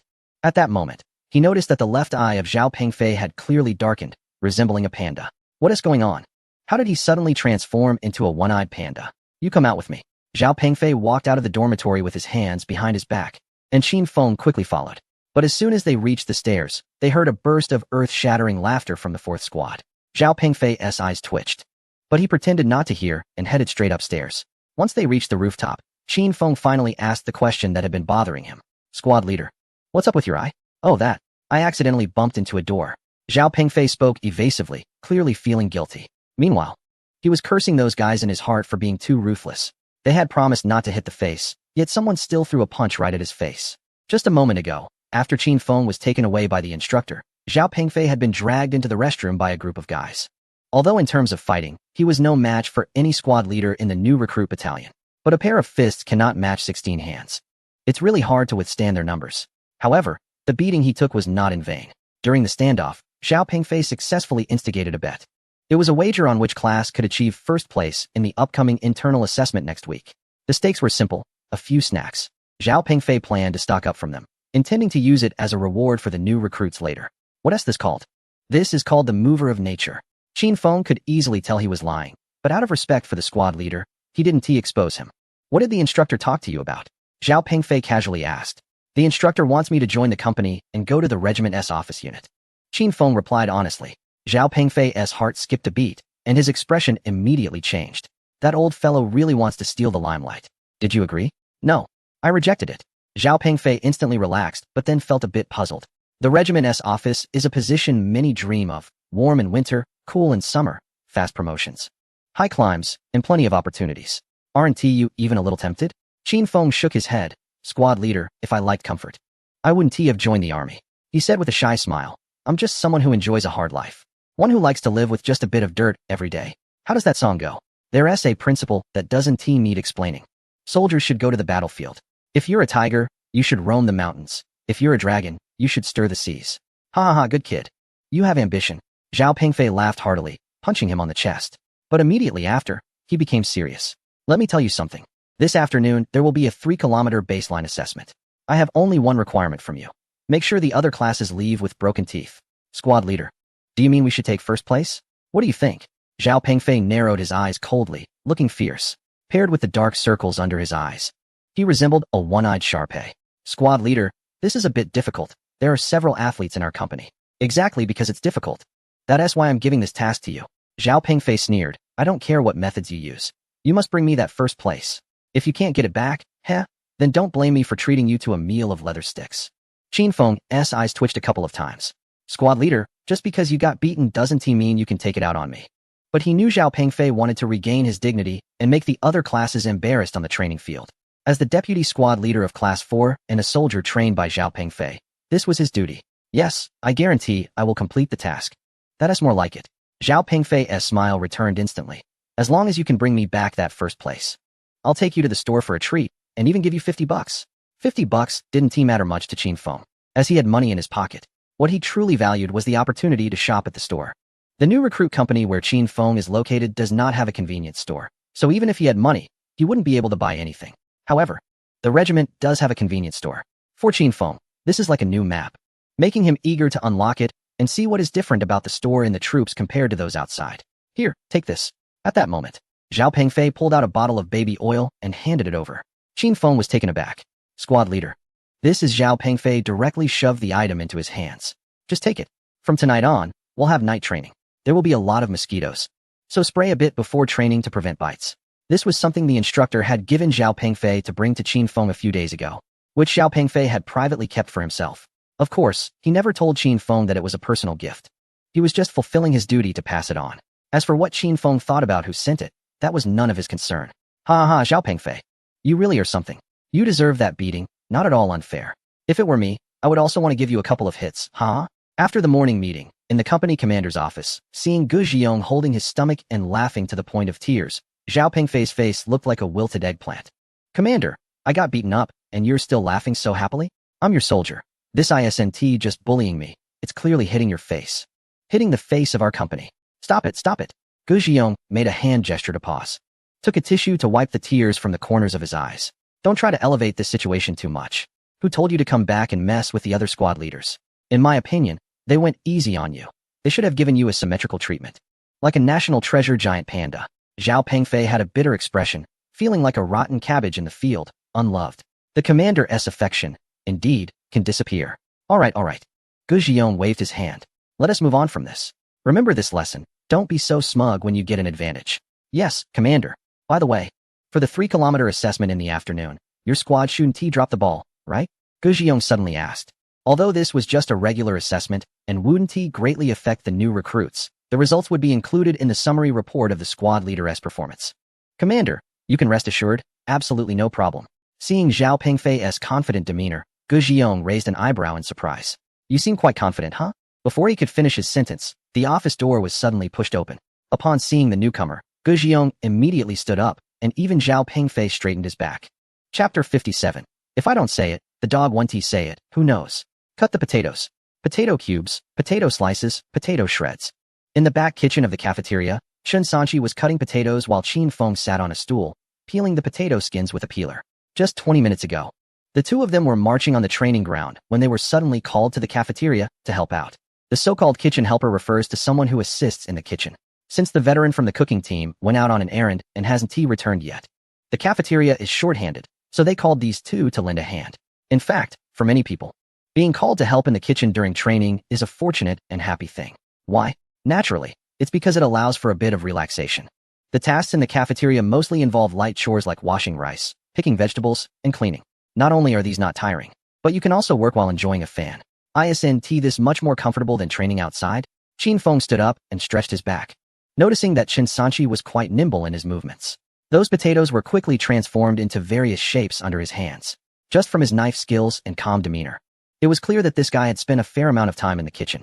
Chen Sanchi, I didn't realize your knife skills were so good, Qin Feng said, picking up a potato strip that was thin enough to thread a needle, smiling as he spoke. Receiving the compliment, Chen Sanchi immediately grinned, looking extremely happy. My dad cooks for big events in the countryside, and I always help him out whenever I have a break. These tasks are what I did most often before. I can not only cut potatoes, but also meat and chop bones. Qin Feng was a bit surprised. Looks like we have a great chef in our class. You should show us your skills sometime when you have the chance. Chen Sanchi felt a bit embarrassed. Actually, I only know how to prepare ingredients, not cook. My dad says I'm not bright enough and fears I might ruin his reputation, so he never let me cook. Just then, the cooking team leader, Kai Qian, walked in, hands behind his back, lifting the curtain. He glanced at the two's work, and a smile immediately appeared on his face. You two are doing great. Working so efficiently. You've managed to do this much in such a short time? Here, this is a reward for you. He then took out 2 bottles of milk as a reward for Qin Feng and Chen Sanchi. Seeing the milk, Chen Sanchi quickly wiped his hands, excitedly accepting the bottles. He said thank you to the team leader, then immediately inserted a straw and started drinking. His delighted expression was reminiscent of a kindergarten child enjoying a drink of fortified milk. Of course, it was understandable why Chen Sanchi was so excited. In the military, milk is the only designated high-end nutrition product, and it is supplied in limited quantities. This naturally makes it a rare item. Just imagine. While other new recruits are outside on the training ground, exposed to the blazing sun and feeling parched while marching, you are in a cool place, enjoying a fan and drinking milk. In comparison, even the most ordinary milk can taste like nectar. Qin Feng also inserted his straw and took a big sip. To be honest, the milk earned from hard work truly tasted sweeter than the one he had in the morning. Qin Feng, once you're done peeling the potatoes, go and shell the edamame. Chen Sanchi, stop cutting potatoes and feed the dog team leader. Come back to shell edamame afterward. Yes, sir. The dog team leader, named Zhaifeng, is a retired military dog that once achieved great feats for the regiment. The length of service is almost comparable to Zhao Pengfei, so these new recruits must call him dog squad leader. When Kai Qian brought over the dog food, both of them were stunned. A small bucket was filled to the brim with various meats, beef, chicken legs, and ribs. There were even a few slices of watermelon and 2 boxes of yogurt. Qin Feng had always known that the food standards for military dogs were better than for humans in the army, but he didn't expect it to be this good. However, it was only right for military dogs, as valiant warriors who had made great contributions to the army, to have good food. But Chen Sanchi's eyes widened with envy, and he even swallowed hard. Does dog squad leader usually eat this well? Yes, the food standard for chasing wind has always been like this. Kai Qian handed the bucket to him, urging, hurry up, after feeding, there is still work to do. Yes. Chen Sanchi grinned as he carried the bucket toward the back door of the canteen. However, Qin Feng clearly saw him sneakily stuffing something into his pocket as he walked. He secretly speculated, could this guy be? Time passed slowly. Qin Feng sat on a small stool, patiently shelling edamame. Soon, he had a large bowl of green edamame in front of him. Shelling edamame required patience, but fortunately, Qin Feng had developed ironclad patience from military posture and marching training. Just then, Chen Sanchi returned with an empty bucket, patting his belly contentedly. He sat down across from Qin Feng and began to shell the edamame on the ground. Qin Feng glanced up and couldn't help but laugh. Did you sneak a bite? No. Chen Sanchi quickly shook his head in denial. Really didn't he sneak a bite? Brother Feng, how could I do such a thing? That S-Dog Squad leader's food. Faced with Qin Feng's questioning, Chen Sanchi held his head high. But his eyes were full of guilt. Qin Feng paused his actions. If you didn't sneak a bite, why is your mouth all greasy? And what is that white stuff at the corner of your mouth? Chen Sanchi hurriedly wiped it and realized it was yogurt foam. Instantly feeling awkward and giving a silly grin. Okay, I did sneak a tiny bit, just a tiny bit. He used 2 fingers to gesture a small amount. Qin Feng narrowed his eyes. A tiny bit? And you even grabbed some condiments from the seasoning table to stuff in your pocket? Honestly, how much did you eat? Seeing he was caught, Chen Sanchi blushed and shyly admitted, just 5 pieces of beef, 2 chicken legs, for ribs, 2 slices of watermelon, and 1 box of yogurt. Qin Feng's eyes nearly popped out. You call that a little? You almost ate it all. Well, Dog Squad leader finally got to eat, but you intercepted it first. Qin Feng could even imagine the scene of Dog Squad leader going hungry at night and cursing at the cooking team. Damn it, why is the food so bad today? Where's the meat? Where are the chicken legs? Did you lose them? Don't blame us, we didn't eat. Bullshit, isn't it your dogs that ate? Aren't you bullying the honest dogs? The thought of this scene made Qin Feng shiver uncontrollably. After a cough, he lowered his voice and said, You haven't been caught after sneaking so much, have you? Chen Sanchi quickly shook his head and replied honestly, How could that be? I'm being careful. Don't worry. I won't say anything, the squad leader won't say anything, and that fellow won't say anything either. No one will know. Wait a minute? Qin Feng was stunned. Which fellow? Chen Sanchi explained, It's the guy who brought us watermelons, looks to be in his 40s, probably lives nearby. When I went over, he was playing with a dog. Really nice guy. I offered him a chicken leg, but he wouldn't take it. He even asked which squad I was in and what my name was. You told him? Of course, what is there to hide? Hearing this, Qin Feng suddenly had a bad feeling. He had seen in many movies and novels how some senior officers like to disguise themselves as regular folks to trick new recruits. For example, who the hell sent the commander to buy cigarettes? In one story, He Jijun pretended to be an old military worker fishing by the river to mess with a rookie. Although it was a bit twisted, those old-timers in the military enjoyed such boredom. Looking at Chen Sanchi, who had just burped and looked quite pleased with himself, Qin Feng decided it was better not to tell him about this. Let him live carefree for a while longer. But I kept my guard up. Chen Sanchi said with a grin. I told him my name is Li Jiaxing. Qin Feng immediately gave him a thumbs up. You kid, you've got guts. Then he silently mourned for both Li Jiaxing and Chen Sanchi in his heart. Meanwhile, Li Jiaxing on the training ground suddenly sneezed several times, feeling a chill run down his back. Who was thinking of me? Chapter 58. The cunning chief of staff, furious for the military dog at 2:30 p.m. The sun was scorching the earth. All the new recruits in the training company gathered on the runway, forming a sea of camouflage green. A line to the left. Look forward. Report. Gu Jiong quickly counted the numbers and ran up to a colonel with 2 stripes and 3 stars to salute. Report, Comrade Chief of Staff. We are about to start the first 3-kilometer assessment for the new recruits. Please give us your instructions. The colonel nodded and returned the salute, then walked in front of the new recruits. Let me introduce myself. I am the Chief of Staff of the 402nd Regiment. My name is Sun Quan. Today, I am here specifically to observe your 3-kilometer assessment.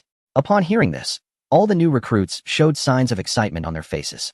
Although they didn't know what the position of Chief of Staff entailed, everyone knew it was a high-ranking official. Usually, the highest-ranking officer they had seen was Gu Jiong, the captain. Today, with such a significant leader present to provide guidance, they had to seize the opportunity to perform well. At this moment, however, Qin Feng noticed that Chen Sanchi's face was pale.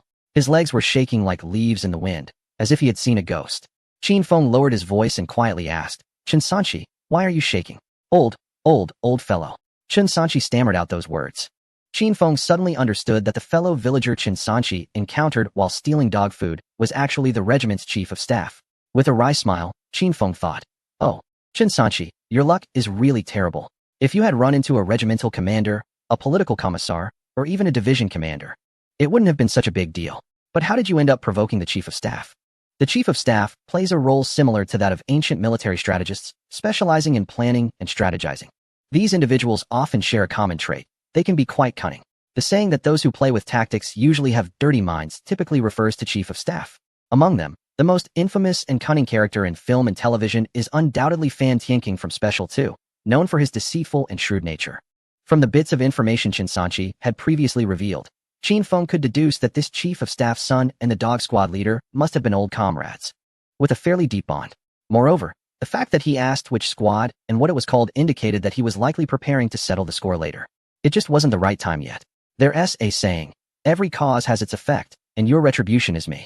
Qin Feng suddenly thought of this phrase. He knew that Chen Sanchi was highly likely unable to escape this predicament. Brother Feng, he seems to have seen me. What should I do? I don't want to be punished. Looking at Chen Sanchi's pitiful expression on the verge of tears, Qin Feng felt a mix of amusement and helplessness. It was unlikely that they would be sent back. However, being singled out for self-reflection in front of the entire company and possibly receiving a reprimand was quite possible. Oh, if I had known this would happen, I wouldn't have acted that way. But since the incident occurred, they had to find a way to resolve it. If Qin Feng were not the deputy squad leader, he could pretend he didn't see anything and stay out of it. But now that he was in this position, he felt a responsibility to help Chen Sanchi through this crisis. Moreover, if the situation escalated, it would tarnish the reputation of the 4th squad. Zhao Pengfei had just suffered a setback from other squad leaders and even got a black eye. If they added fuel to the fire now, no one would have a good time in the following days. Don't panic. I'm here, I'll think of a way. Upon hearing this, Chen Sanchi was deeply moved. If there hadn't been so many people around, he would have knelt down to express his gratitude. However, with his mind racing, he couldn't think of how Qin Feng could possibly save him from the chief of staff. At the front of the line, the chief of staff briefly spoke some polite and encouraging words. It was nothing more than saying things like, "You are the flowers of the motherland. Seeing you reminds me of my past. You are the hope for the future," all rather bland remarks. Su, chief of staff. Suddenly, a young captain stepped forward from behind the chief of staff. He was quite young, with piercing eyes, seemingly even younger than Gu Zhiyong. His early promotion to officer elicited envious glances from many new recruits. However, Qin Feng paid no mind to it. As the saying goes, a staff officer without a long tenure doesn't carry much weight. A chief of staff usually has several staff officers under him, often responsible for various trivial tasks and lacking any real authority. The chief of staff smiled and said, "In the upcoming 3-kilometer assessment, you will run with them." Su, the staff officer, appeared momentarily stunned, not quite processing the information. The chief of staff continued, "This is a good opportunity to see if you've been slacking off in your recent physical training. You better not lose and embarrass me." "Don't worry, Chief. I haven't taken them seriously." As Su's dismissive gaze swept over the new recruits, they were all infuriated. What does that mean? Not taking us seriously? This guy is too arrogant. Compared to the anger of the new recruits, the veterans looked somewhat grim. Having a veteran participate in the 3-kilometer assessment for new recruits? Isn't that just slapping us in the face? Although there were some athletes in their class, most of them were amateurs, and it would be difficult to outrun a veteran. And they all recognized Su, who had ranked in the 5-kilometer weighted run in the regiment. Having him join the new recruits' 3-kilometer assessment was like an adult competing against a child. "Chief," Gu Zhiyong was about to speak. But the chief of staff shot him a cold glare, as if to say, "Do you dare question my decision?" Gu Zhiyong had no choice but to close his mouth in frustration. However, he couldn't understand why the chief of staff suddenly decided to do this. Isn't this undermining the new recruits' confidence? Indeed, Sun Quan's goal was to show these overconfident new recruits a lesson. Originally, he had come to check on his old comrade, Chasing Wind, and to assess the training results of the new recruits. He never expected to encounter that rookie named Li Jiaheng, who dared to steal Chasing Wind's rations. Such behavior not only warranted accountability, but also severe punishment. Otherwise, wouldn't anyone feel free to do the same in the future? Therefore, Sun Quan planned to take advantage of the assessment to undermine the confidence of these new recruits, making them recognize their identities and positions, and understand what they could and couldn't do. As for why he didn't directly pull out Li Jiaheng and punish him outright, but instead chose this roundabout method, there were reasons for that. First of all, as the regiment's chief of staff and a colonel, it would be too petty to target a new recruit directly, which could lead to gossip. However, if the new recruit's 3-kilometer assessment results were unsatisfactory, it provided a perfect excuse to address the issue. Moreover, he was indirectly helping to sharpen the new recruits, helping them recognize their gaps and strive to catch up. Overall, it was a good thing. But at this moment, everyone knew that this 3-kilometer assessment, originally meant for the new recruits, had completely changed in nature. Why is that?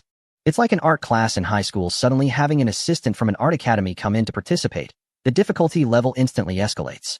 This was getting serious. Many veteran squad leaders were internally sweating for their new recruits. Even Gu Zhiyong's expression turned somewhat unpleasant. As the highest officer of the new recruits company, The chief of staff's actions were akin to slapping him in the face. The key was that, due to his position, he couldn't even resist. Gu Xiong sighed helplessly in his heart. Why did I not schedule the assessment for yesterday? But at this moment, Qin Feng narrowed his eyes, revealing a look of great interest. He had already understood the chief of staff's intention to take advantage of the situation and thought of a way to counter it. A smile crept onto Qin Feng's lips. Competing with new recruits is so boring.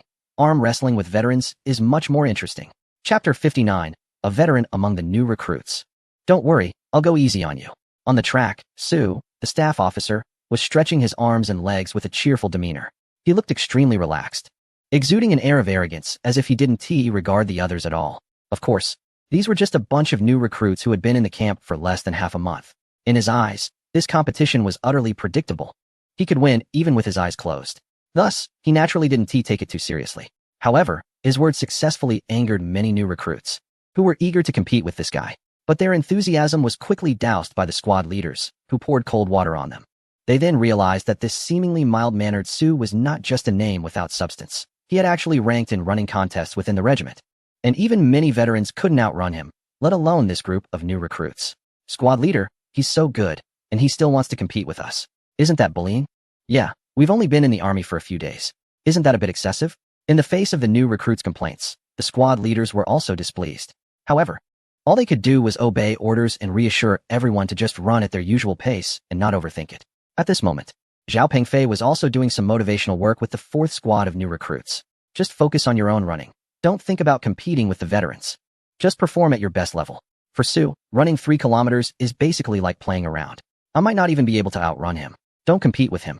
Especially you, Qi Meng. Got it. Qi Meng scratched his head awkwardly, but he still felt a bit unconvinced. That's just his nature. When he encounters someone strong, he wants to measure up. At this time, Zhao Pengfei turned his gaze to Qin Feng. Qin Feng, remember what you promised me before. Make the others in the class find their teeth on the ground. Qin Feng hesitated for a moment and asked, Squad leader, can I take down this Su too? Hearing Qin Feng's bold words, Zhao Pengfei's face was filled with disbelief. The other new recruits in the class were also stunned.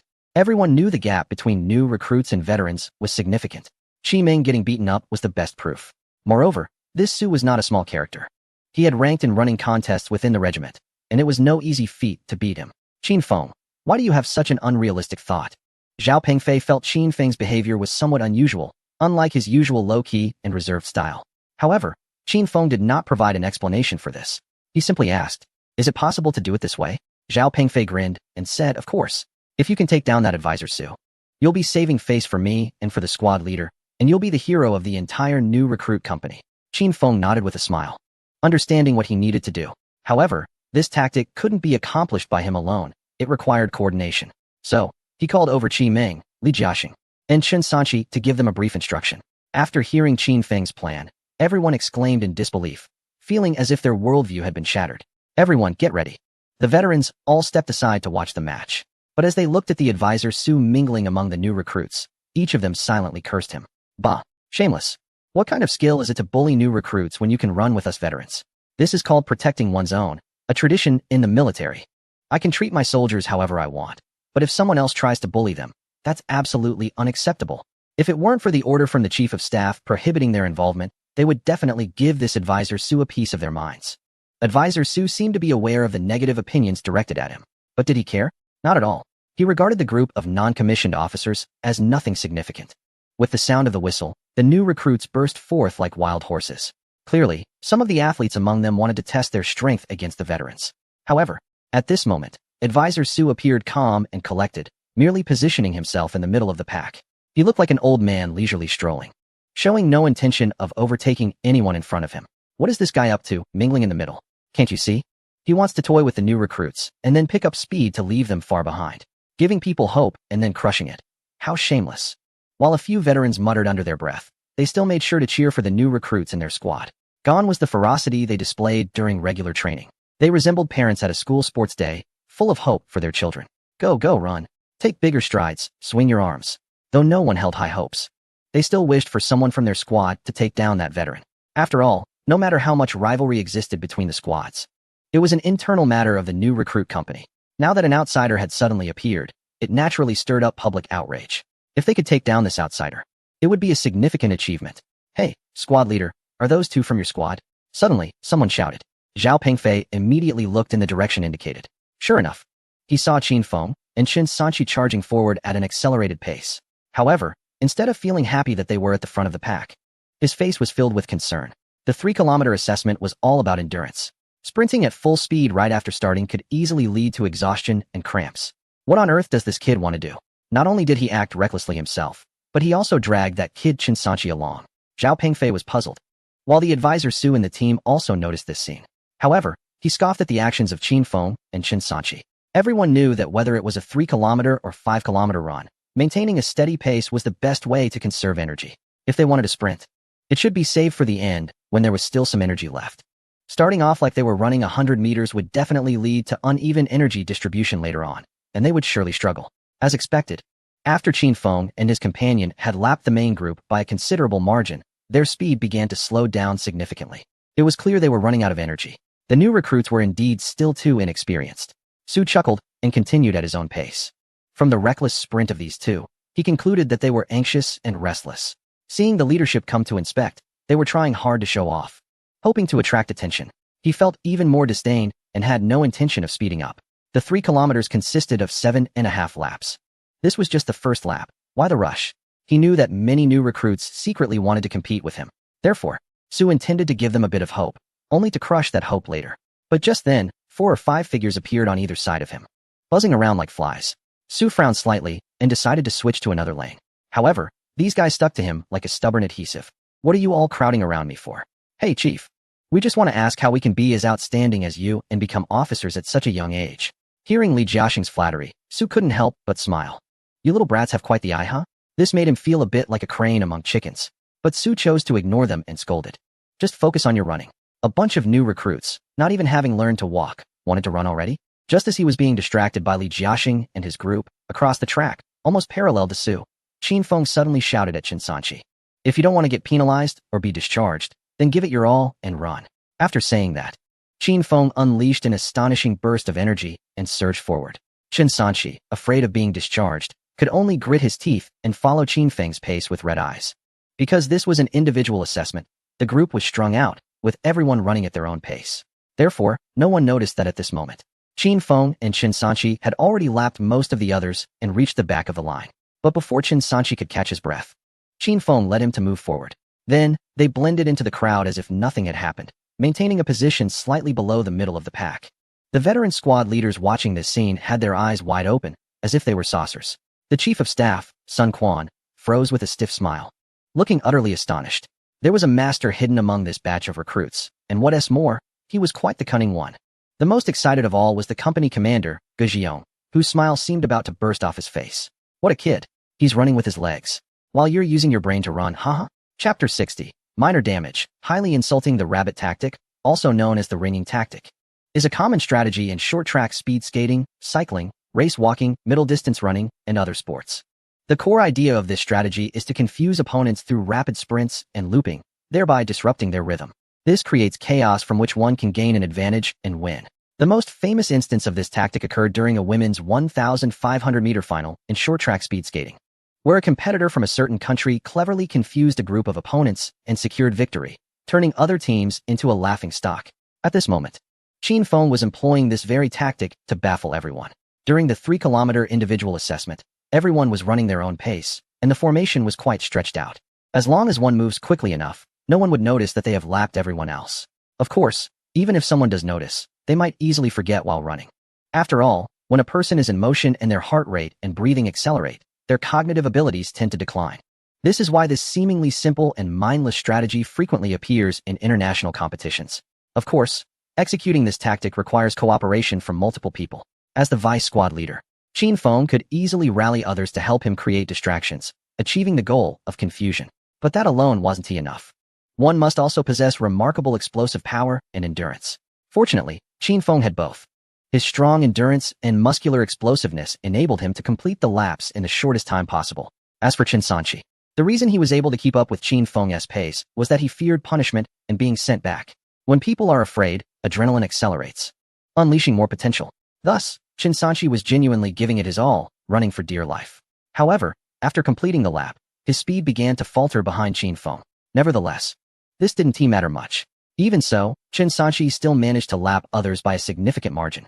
At this moment, Qin Feng had fulfilled his duties as the vice squad leader by pulling Chen Sanchi along. Whether he could complete the entire distance and achieve a good result would depend on him alone. 2 laps, 3 laps. For laps watching Qin Feng run past at a steady pace as if nothing were wrong, Zhao Pengfei's expression was as complicated as it could be. Earlier, seeing Qin Feng sprinting ahead made him quite anxious, worrying that Qin Feng might get winded and lose strength, affecting his assessment results. However, now Zhao Pengfei realized that his concerns were superficial, while Qin Feng's thoughts had already soared to a whole new level. No wonder this kid confidently asked himself if he could take out the veteran as well.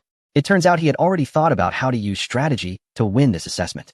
It really echoed the company commander's words: some people run with their legs, while others run with their brains.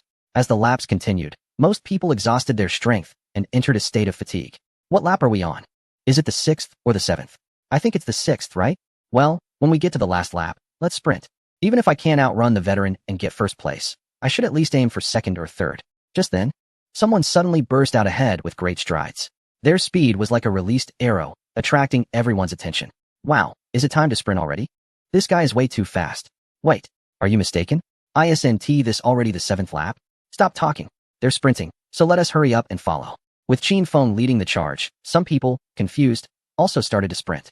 Among them were even those who were aware that it was only the 6th lap. But when they suddenly saw so many people sprinting towards the finish line, they couldn't help but ask themselves if they should follow. In such a situation, the brain couldn't make a correct judgment immediately. The herd mentality made them doubt themselves, thinking it was very likely the last lap. Otherwise, why would so many people suddenly start sprinting? It was like in a subway station, where someone panicked and ran backward because of a mouse. Those who were unaware of the truth thought something serious had happened and followed suit. This illustrates that when the herd mentality kicks in, the body is driven by instinct, and the brain's judgment sharply decreases. As more and more people began to sprint, Su, the strategist, became completely confused. A 3-kilometer run means 7.5 laps on a 400-meter track. He calculated that they had just started the 6th lap. How could they already be sprinting? Could I have miscounted? Go, sprint faster. With figures zipping past him, Su was thrown off his rhythm and became more convinced he had made a mistake. I can't lose to a bunch of rookies. At that moment, he unleashed all his strength. He surged forward like a 6-cylinder engine, quickly catching up to most of the others and leaving them behind in the dust. Looking at Qin Feng, who was at the front, Su sneered and picked up speed again. As he passed Qin Feng, he even turned his head to show a provocative smile, as if to say, go ahead and sleep. Just eat my dust. Then, his speed increased dramatically once more. He easily left Qin Feng behind and dashed across the finish line first. However, when Su turned around and saw Qin Feng arriving late, he was taken aback. He didn't see any unwillingness, frustration, or disappointment on Qin Feng's face. Instead, he saw a slight smile at the corner of Qin Feng's mouth, a playful expression that seemed to show concern for someone slow-witted. Damn, what's wrong with this kid? He was the first to be overtaken by me. How can he still smile? Are the new recruits this year all a bit slow? Su, the advisor. Huh. Su turned his head. An instructor by Yuan was looking at him with a wry smile. You haven't finished running yet. What do you mean I haven't finished? Haven't I reached the finish line? You've reached it, but you still have 1 lap to go. How is that possible? Su looked skeptical, as if he were listening to a story. However, Bai Yuan, as an observer, had seen Qin Feng's rabbit tactic clearly. Upon hearing Bai Yuan's explanation and recalling Qin Feng's expression as if he were looking at a fool, Su felt a wave of shock wash over him. Damn, this sly one. At that moment, Su had 1,000 curses running through his mind. While cursing at Qin Feng, he continued to sprint forward. By now, quite a few new recruits had also reached the finish line, all panting and resting. Seeing Su inexplicably starting to run again, they were completely confused. Especially when they saw that many from their squad were also running behind him, they were even more baffled. Haven't they all finished? What is the point of running more? Are they just wasting energy? What are you all staring at? Get running. You've only run 6.5 laps. You still have 1 lap to go. Qin Feng has already completed the full distance by running an extra lap ahead, and you all haven't reached the finish line yet.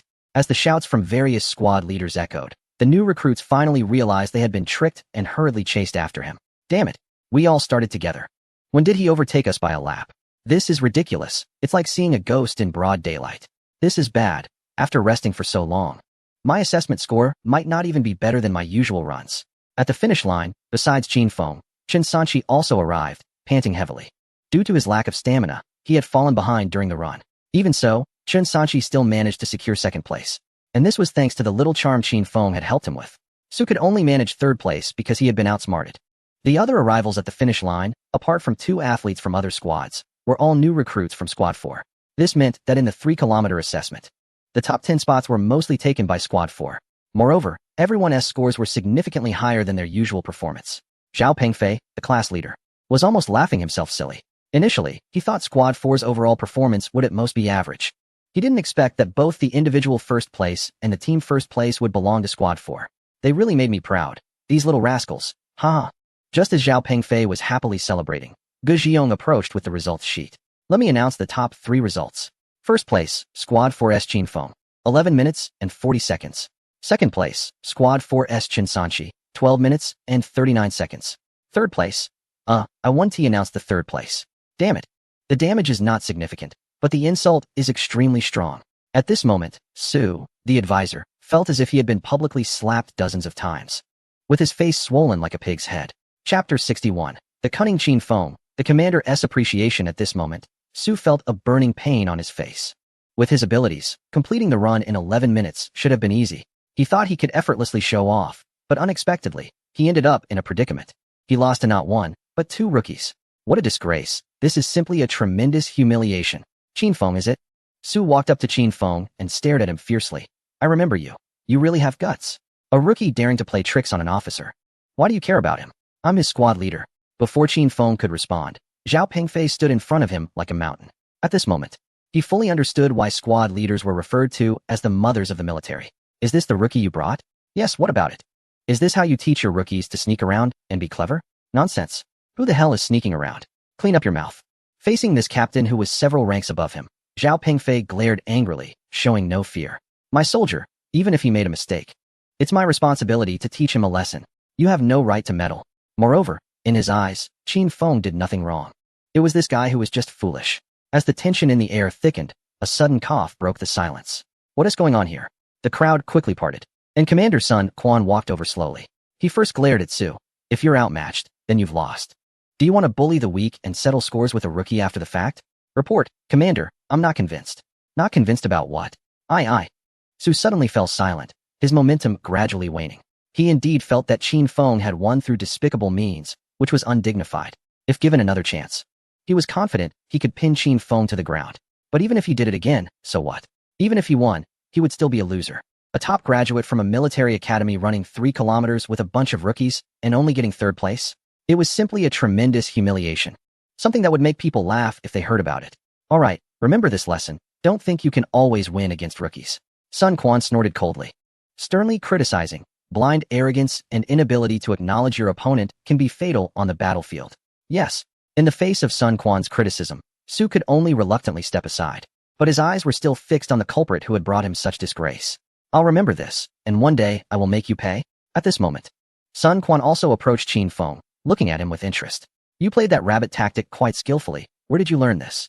Report, Commander. I saw it online and in books. I usually like to study these kinds of things. Hearing Qin Feng's response, Sun Quan also smiled. It's good for young people to spend more time online and read more books. I have many books on tactics and military strategy. If you're interested, I can have someone send a few over to you. Thank you, Chief of Staff. Qin Feng did not refuse. Systematically learning some military knowledge would greatly benefit his personal growth. Currently, the resources available in the reading room of the new recruit squad are very limited.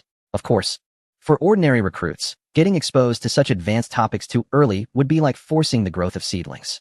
It's like trying to learn college calculus before fully grasping middle school concepts. However, as a high-achieving individual, Qin Feng's learning and memory abilities are unparalleled, with no barriers to his growth. As the saying goes, just grow freely, and the system will take care of the rest. But Qin Feng, there is something I need to criticize you about. Sun Quan suddenly changed his tone and became serious. The 3-kilometer assessment tests physical fitness, not intellect. Don't do it like that next time, understood? Yes, Qin Feng replied verbally, but in his heart, he thought, not listening, like a turtle reciting scriptures. After the assessment, each squad resumed their training. However, the discussions about Qin Feng's rabbit tactic did not diminish at all. The recruits had their perspectives completely refreshed, forcefully opening the door to a new world. They never imagined that running could also involve strategy. The wisdom left by our ancestors truly remains impressive, no matter how many years have passed. Chief of Staff, I'm really sorry to have made you witness this. On the cement road beside the playground, a military vehicle was parked. Ge Xiong sincerely apologized to the Chief of Staff with a face full of regret. Sun Quan waved his hand with a smile. What is there to be sorry about? It's just that a recruit outpaced an officer in a 3-kilometer run and even lapped him. It's not a big deal. Beside them, Su, the staff officer, felt extremely embarrassed. His face turning as red as a monkey's backside, wishing he could dig a hole and hide in it. Gu Xiong was secretly pleased but maintained a sincere demeanor. As long as you don't blame me for not leading the troops properly, Chief of Staff. No. Not only will I not blame you, but I must also commend you for bringing a good soldier to our regiment. Sun Quan laughed heartily as he patted Gu Xiong on the shoulder. However, Gu Xiong sensed a different tone in those words. Yet, he remained composed, exchanged a few pleasantries, and then saw the two off to the vehicle.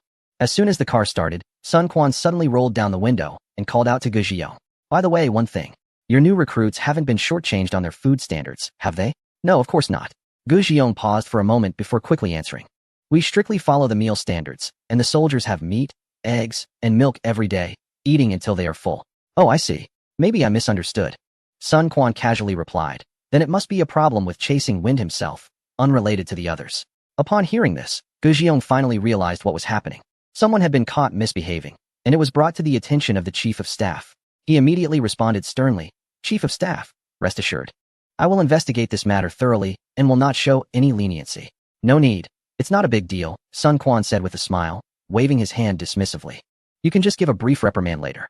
Watching the military vehicle drive away, Gu Xiong's face flushed with anger. No wonder the Chief of Staff was acting so unusually today, targeting the new recruits. So this was the problem? Which fool had the audacity to mess with the dog of an old comrade of the Chief of Staff? If I catch you, I will make you pay dearly. Afterward, Gu Xiong took out his whistle and blew it loudly. All personnel, assemble. Xiao Su, what do you think of this Qin Feng? In the vehicle, Sun Quan glanced at the driving officer Su and casually asked. Cunning, very cunning. Officer Su gripped the steering wheel tightly, gritting his teeth as he replied. Sun Quan laughed heartily. So, do you think he's cunning, or am I more cunning? Officer Su was momentarily speechless, not knowing how to respond. After all, cunning itself has a negative connotation. No matter how he answered, he wouldn't please either side. After a brief hesitation, he finally provided a more suitable response. You possess wisdom and strategy, while that Qin Feng is merely a bit clever. As Sun Quan laughed, his smile gradually faded, and he said with a straight face, Xiao Su, I think you don't need to stay by my side anymore. Huh, why not? Officer Su was bewildered, his eyes fixed on the rearview mirror. Chief of Staff, I worked hard to be assigned to your side to learn from you. Sun Quan raised his hand to stop him. You don't need to say anything more. This matter is decided. You should return to the grassroots units to hone your skills. Yes. Officer Su felt utterly dejected, slumping in the driver's seat. Did I say something wrong? Or am I being dismissed just because I lost in a 3-kilometer run? At that moment, he attributed all the blame to Qin Feng. If it weren't for this guy's clever tricks, he wouldn't have ended up like this. Thinking of Qin Feng's face, Su Tiankai felt rage boiling inside him, his eyes blazing with anger. You better watch out when we get back to the unit. If you come under my command, I won't let you off easily. Although Sun Quan was in the back seat, he could see the changes in Su Tiankai's expression clearly through the rearview mirror. Blindly arrogant, with a high opinion of himself and a simple mind. As an officer, he lacked the demeanor of one, losing with such a lack of grace. How could someone so straightforward and emotionally transparent think they could be an advisor? In contrast, Qin Feng's cunning made Sun Quan feel a sense of camaraderie. As the strategist of the 402nd Regiment, he was often criticized during exercises for being insidious, despicable, and cunning. Therefore, in his eyes, the term cunning was never a negative one. Only by being sufficiently cunning can one manipulate opponents and win battle after battle. To defeat the weak with strength is not a skill. It is true wisdom to win against the strong with the weak. In the past, the ancestors of a certain nation relied on this kind of underestimated wisdom. Through tactics like tunnel warfare and guerrilla warfare, they won battle after battle with the most rudimentary equipment. Did they not make those well-equipped enemies flee in panic? At this moment, Sun Quan took a document from his bag and shook his head meaningfully. Gu Xiong, the leader originally wanted me to hand this order to you today, but it seems we need to wait a bit longer. Chapter 62. Unlocking new maps, Military Service Agency Chinsanchi. You have some nerve, don't you? How dare you steal the military dog's food?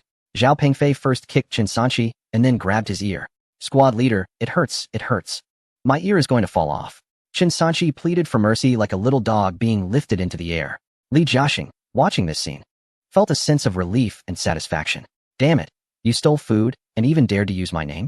Luckily, the squad leader has sharp eyes, otherwise, I would really have become the scapegoat. Do you understand your mistake? I understand, I won't dare again. Zhao Pengfei snorted coldly and finally let go of Chen Sanchi. Seeing Chen Sanchi's red ear, Qin Feng couldn't help but laugh. Serves you right. Let's see if you dare to do it again next time. Chen Sanchi rubbed his ear and pitifully admitted his mistake. Squad leader, I know I was wrong. I shouldn't have stolen the dog's food. I won't dare again next time. Next time? Zhao Pengfei raised his hand, and Chen Sanchi immediately went into a defensive posture, shrinking back in fear. Seeing this, Zhao Pengfei put his hand down and sternly reprimanded him. Let me tell you. Don't think that just because you came in second in the 3-kilometer run, I won't punish you. Do you know that dog is the old comrade of our chief of staff? You dare to provoke the chief of staff? You must be tired of living. Chen Sanchi looked miserable, constantly admitting his mistake. The key was that he didn't know that was the chief of staff's dog. If he had known, he would have eaten less. He thought that getting a good result would let him escape punishment, but he still couldn't avoid it. Write an 800-word reflection. Zhao Pengfei pointed at him, saying sternly, and later, we're going to the small supermarket to buy things, and you will help us carry the items. Huh. Chen Sanchi was stunned. The others in the class were also taken aback. What kind of punishment was this? Wasn't this a reward? Wait a minute. How come Chen Sanchi, who made a mistake, gets to go to the small shop, but we don't have that opportunity? Zhao Pengfei suddenly smiled at everyone. Later, the whole class will go with me to the small shop. I will personally contribute 200 yuan for you all to enjoy yourselves. Yay. As soon as he said this, all the new recruits rushed excitedly towards Zhao Pengfei, jumping around him. Long live the squad leader. Long live the squad leader. Squad leader, I cherish you. I want to give birth to monkeys for you. Zhao Pengfei also wore a bright smile on his face. Chen Sanchi indeed made a mistake. But as long as the chief of staff doesn't hold him accountable, it's not a big issue. It's just a minor slip-up that many people have experienced, including Zhao Pengfei himself. Of course, the most important reason is that everyone performed well in the previous assessment. After years of leading troops, Zhao Pengfei had never been as happy as he was today. He came in first individually in the 3-kilometer run and also led his team to victory. Moreover, Qin Feng surpassed the staff member surnamed Su by a whole lap in a dominant fashion. If this achievement were documented by the company commander, it would be simply perfect. Zhao Pengfei turned to Qin Feng and gave him a thumbs up. You are indeed a very competent squad leader. I was right about you. Qin Feng also smiled and returned the gesture. You're an outstanding squad leader too. In that moment, the two exchanged smiles, forming an unspoken camaraderie between comrades. In the evening, Zhao Pengfei ended the training 20 minutes early. He specifically submitted a request to the company commander to take the new recruits to the supply store at the regiment. The military implements a fully closed management system, and even moving between different units requires a report. Even veterans need to submit requests to enter the new recruit company. However, generally, going out during training is not allowed. It's only permitted during rest and free activity periods. Considering that the 4th squad had made a good impression in front of the chief of staff that afternoon, Gu Xiong agreed almost without hesitation. 15 minutes later, Zhao Pengfei brought everyone to the entrance of the military service center. Looking at the shabby little building that seemed like it could be blown down by a gust of wind, the new recruits were all taken aback. Even Qin Feng felt as if his ideals had been shattered by reality. The disparity was just too great. Is this really the supply store in the military? It doesn't seem that impressive at all. I thought it would be something grand, but it's just a rundown little house. Facing the crowd's complaints, Zhao Pengfei chuckled and didn't say much. After all, he had the same reaction when he first came here. The words military service center still carry a certain weight, especially the first 2 words, which give a very grand impression.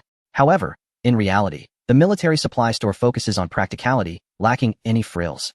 As long as you can buy what you need, that's what matters. Don't underestimate the shabby exterior of the supply store. Though small, it has everything you need. Just as Zhao Pengfei was about to finish his sentence, 2 second-term sergeants walked out of the supply store, each carrying some daily necessities, looking like they had just finished shopping. Seeing the soldiers from the old unit, Zhao Pengfei immediately smiled. Lu Qi, Wang Guowei, what are you two doing here? Squad leader. We came to buy some daily necessities, they replied, stealing glances at the new recruits and whispering curiously. The squad leader asked, are there any promising recruits in this batch?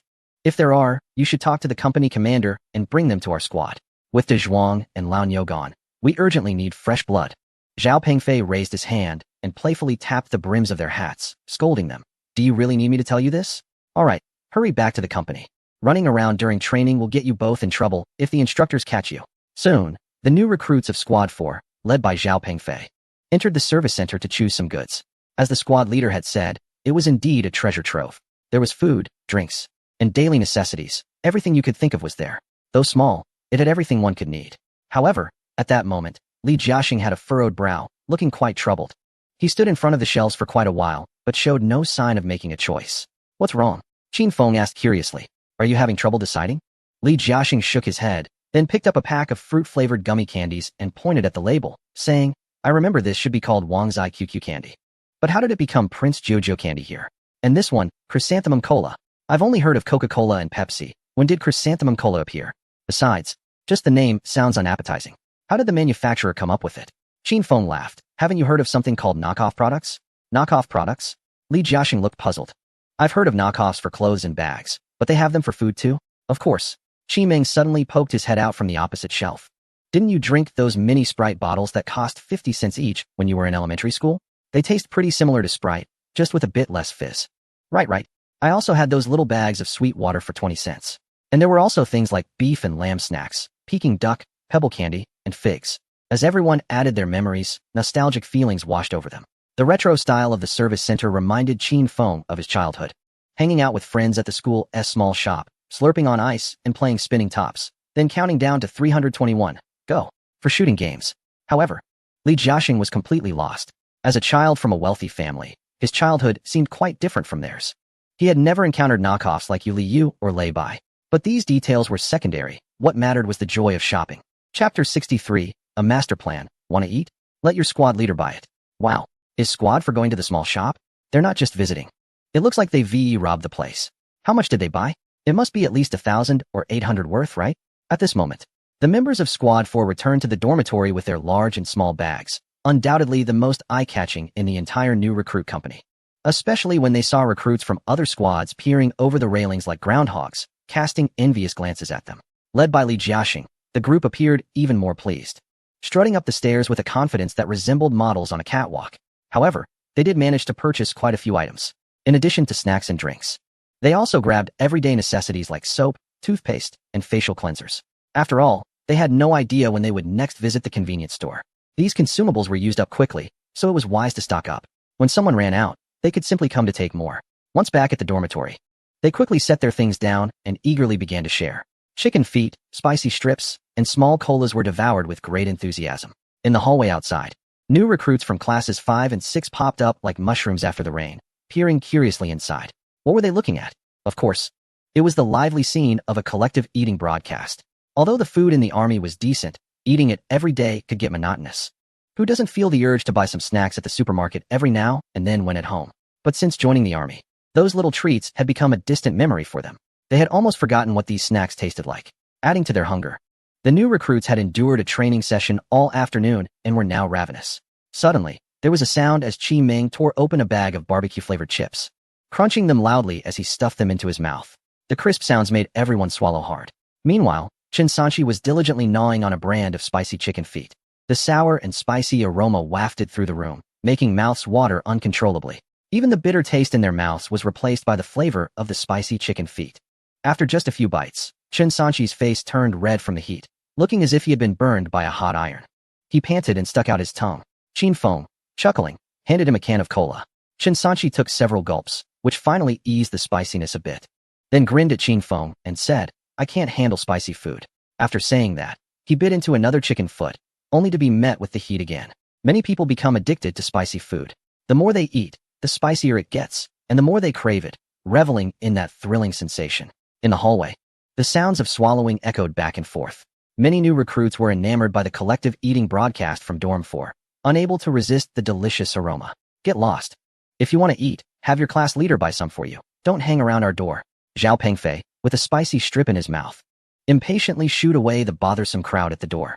His remark about having their class leader buy them snacks hit home, leaving the other hungry recruits feeling envious. Oh, the class leader of Dorm 4 is so generous, treating everyone to snacks. I wish I could be in Dorm 4. If only our class leader were half as good as theirs, even a third would be great. Yes, giving everyone a break and treating them to snacks. It's like a great class leader. I have to say, spending time with Qin Feng has made Zhao Pengfei a bit more perceptive. This open strategy not only enhances his positive image, but also subtly trips up the other leaders. Just wait until the new recruits pester you for snacks. Will you buy them? If you don't, they'll say you're stingy. If you buy too little, they'll still call you stingy. If you buy the same amount, it's just following Zhao Pengfei's lead. If you go all out, well, can your wallet handle it? Does your class have new recruits whose families drive luxury cars? In this way, Zhao Pengfei has avenged his grievances and lifted his spirits. However, his words left Li Jiaxing feeling a bit displeased. This money was clearly from him. How did it turn into something Zhao Pengfei bought? But he wasn't foolish. He grumbled internally and let it go. If he really went to confront Zhao Pengfei might just toss him out of the window. Of course, such matters aren't really important because Li Jiasheng had already gotten over his need to show off. At this moment, he turned his gaze to Qin Feng, who was leaning on the windowsill, admiring the view. So, he walked over with a soda in hand. Class leader. Qin Feng turned around. Thank you. Li Jiasheng spoke sincerely. For what? If it weren't for you leading our class to first place, we wouldn't have this treatment. Qin Feng smiled. He appreciated Li Jiasheng's honesty. It's the result of everyone's hard work. I couldn't accomplish the rabbit strategy alone. So, don't thank me. Thank yourself. Li Jiasheng shook his head. But you were the first to think of it, and you assigned the tasks that allowed everyone to work together. Class leader. You're amazing. I admire you. I want to toast to you, he said, raising his soda with an admiring expression. I admire you too. Class leader. I want to toast you as well. And us, and us. Suddenly, a multitude of drink bottles gathered in front of Qin Feng. He looked up in surprise at the beaming faces surrounding him. Suddenly, Qin Feng recalled what the class leader had said to him before. Being a deputy class leader allows you to learn more. I 1T elaborate. I hope you can feel this for yourself. This position, though it seems nominal, will definitely benefit you greatly. It dawned on him that unity is strength. And it has never just been an empty slogan. He can amplify individual abilities to accomplish many seemingly impossible tasks. At this moment, Qin Feng finally understood the class leader's good intentions. He smiled and raised his drink, ready to toast with everyone. Hey, what about me? You're not including your class leader? You really don't take me seriously. Just then, Zhao Pengfei's voice came through, grumbling. He had a braised egg in his mouth and a bottle of energy drink in his hand, squeezing into the crowd. Qin Feng looked at the energetic class leader and said with a smile, Class leader, say a few words. Zhao Pengfei scanned the crowd seriously and said, We can have fun and celebrate, but don't get arrogant just because we achieved results. After that, in training, anyone who dares to mess up, just wait and see what happens. Everyone let out a collective sigh and rolled their eyes. Zhao Pengfei laughed heartily. Also, I wish everyone a smooth military career. And may each of you become high-ranking officials in the army in the future, okay? Okay. Cheers.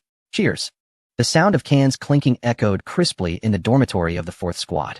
Everyone raised their heads and drank. At this moment, it didn't matter whether they were drinking soda or something else. What mattered was that everyone felt genuine happiness from the heart. Each person truly experienced the charm of military life, felt the strong camaraderie, and gradually grew fond of this pure place. Oh my, this lion's head meatball is really delicious. And this potato beef stew is too good. I have to say, the big steamed buns from the cafeteria are the best. I need to get 2 more. Although they had already snacked quite a bit, it was just to fill their stomachs. It did nothing to dampen their enthusiasm for continuing to eat dinner later. However, compared to the lively atmosphere of the 4th Squad, the 5th and 6th Squads seemed to be at a feast. The new recruits hung their heads, looking like they had just been scolded.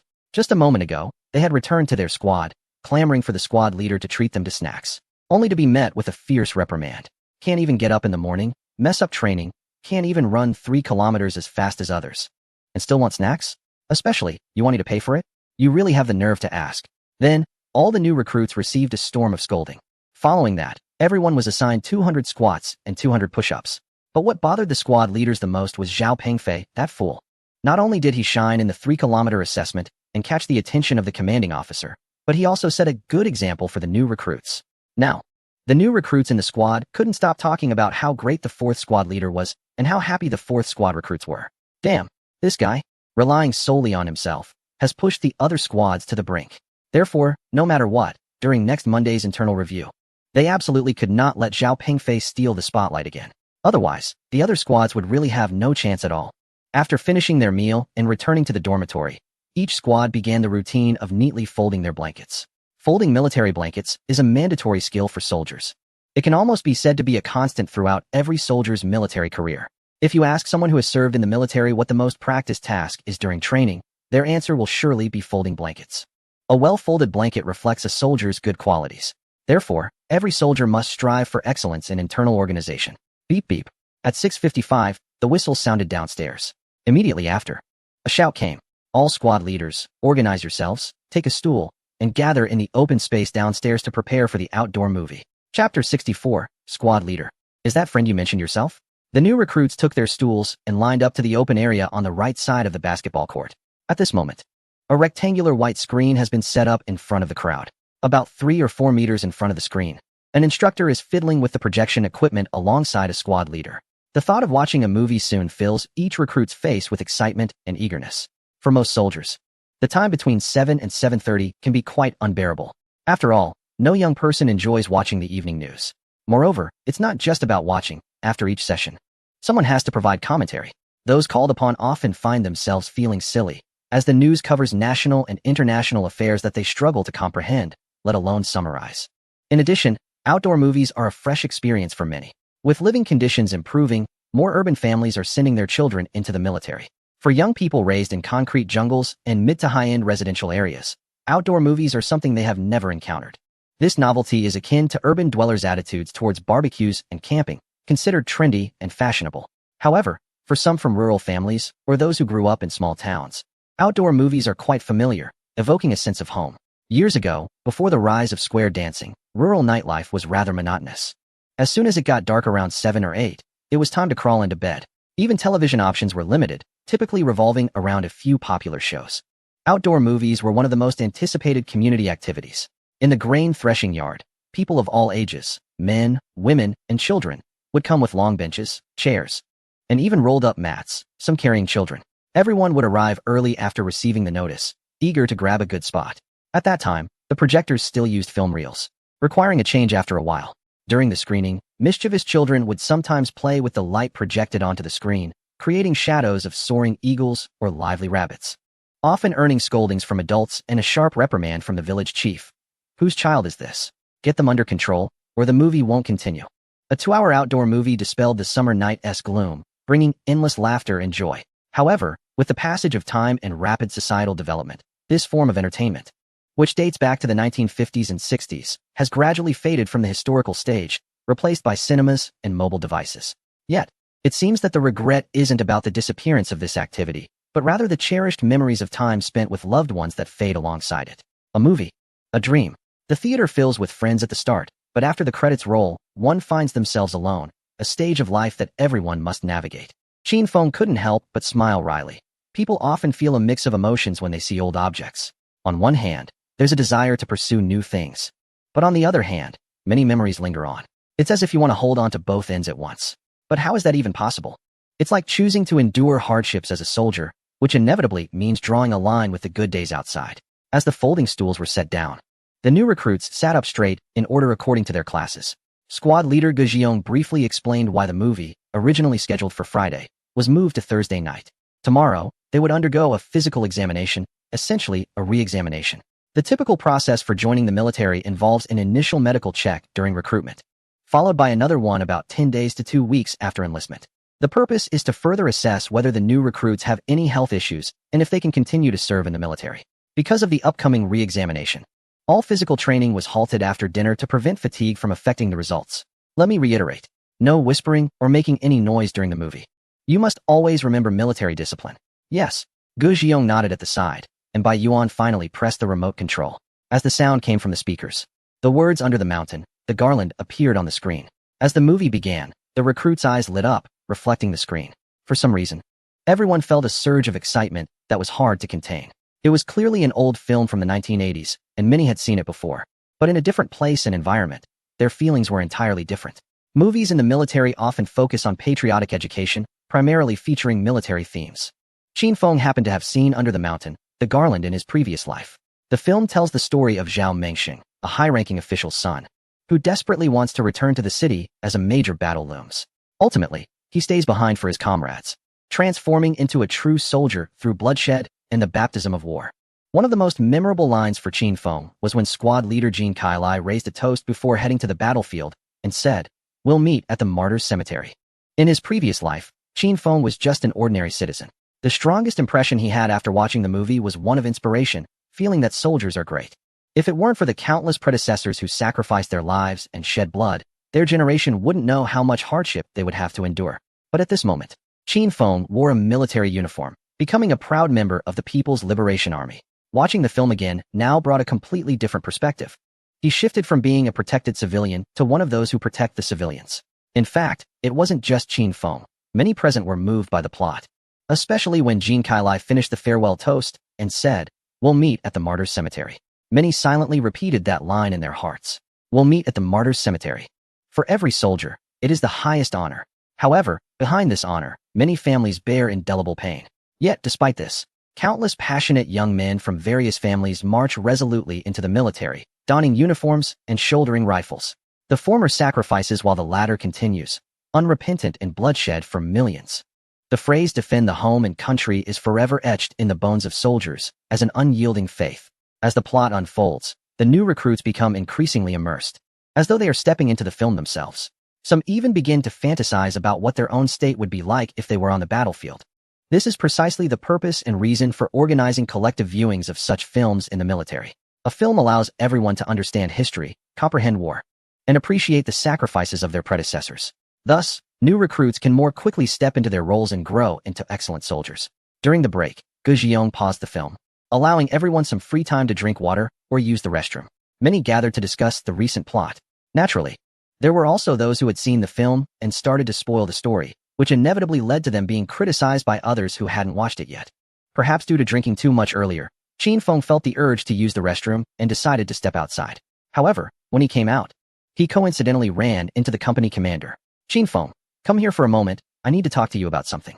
Qin Feng didn't think much of it, and followed him to a spot behind the basketball hoop. At that moment, Gu Xiong's expression was somewhat unnatural, to be precise. A bit awkward. He first coughed, and then asked, Qin Feng, how have you been lately? Training, life, everything going well? Yes, everything is fine. And the food? Is the military food to your liking? Yes, it's good. Then how about your sleep at night? Commander, are you trying to tell me something? Qin Feng couldn't help but look at him with a strange expression. Gu Xiong felt a bit embarrassed, realizing that his opening line was too stiff. However, discussing personal matters of a romantic nature was quite difficult for him, especially when seeking help from a new recruit. It felt rather humiliating. There is indeed something. But it's not a big deal. Gu Xiong chuckled awkwardly, took a deep breath, and continued. Here's the thing. I have a friend who has been having a tough time with relationships, not just recently, but it's been an ongoing issue. I thought, since Xiao Pengfei said you have rich experiences in this area, I'd see if you have any good advice. Qin Feng remained silent for a long time before finally asking the question that struck Gu Xiong like thunder. Commander, is that friend you were talking about yourself? Chapter 65, The Warm-Hearted Man, Following Behind the Sycophant.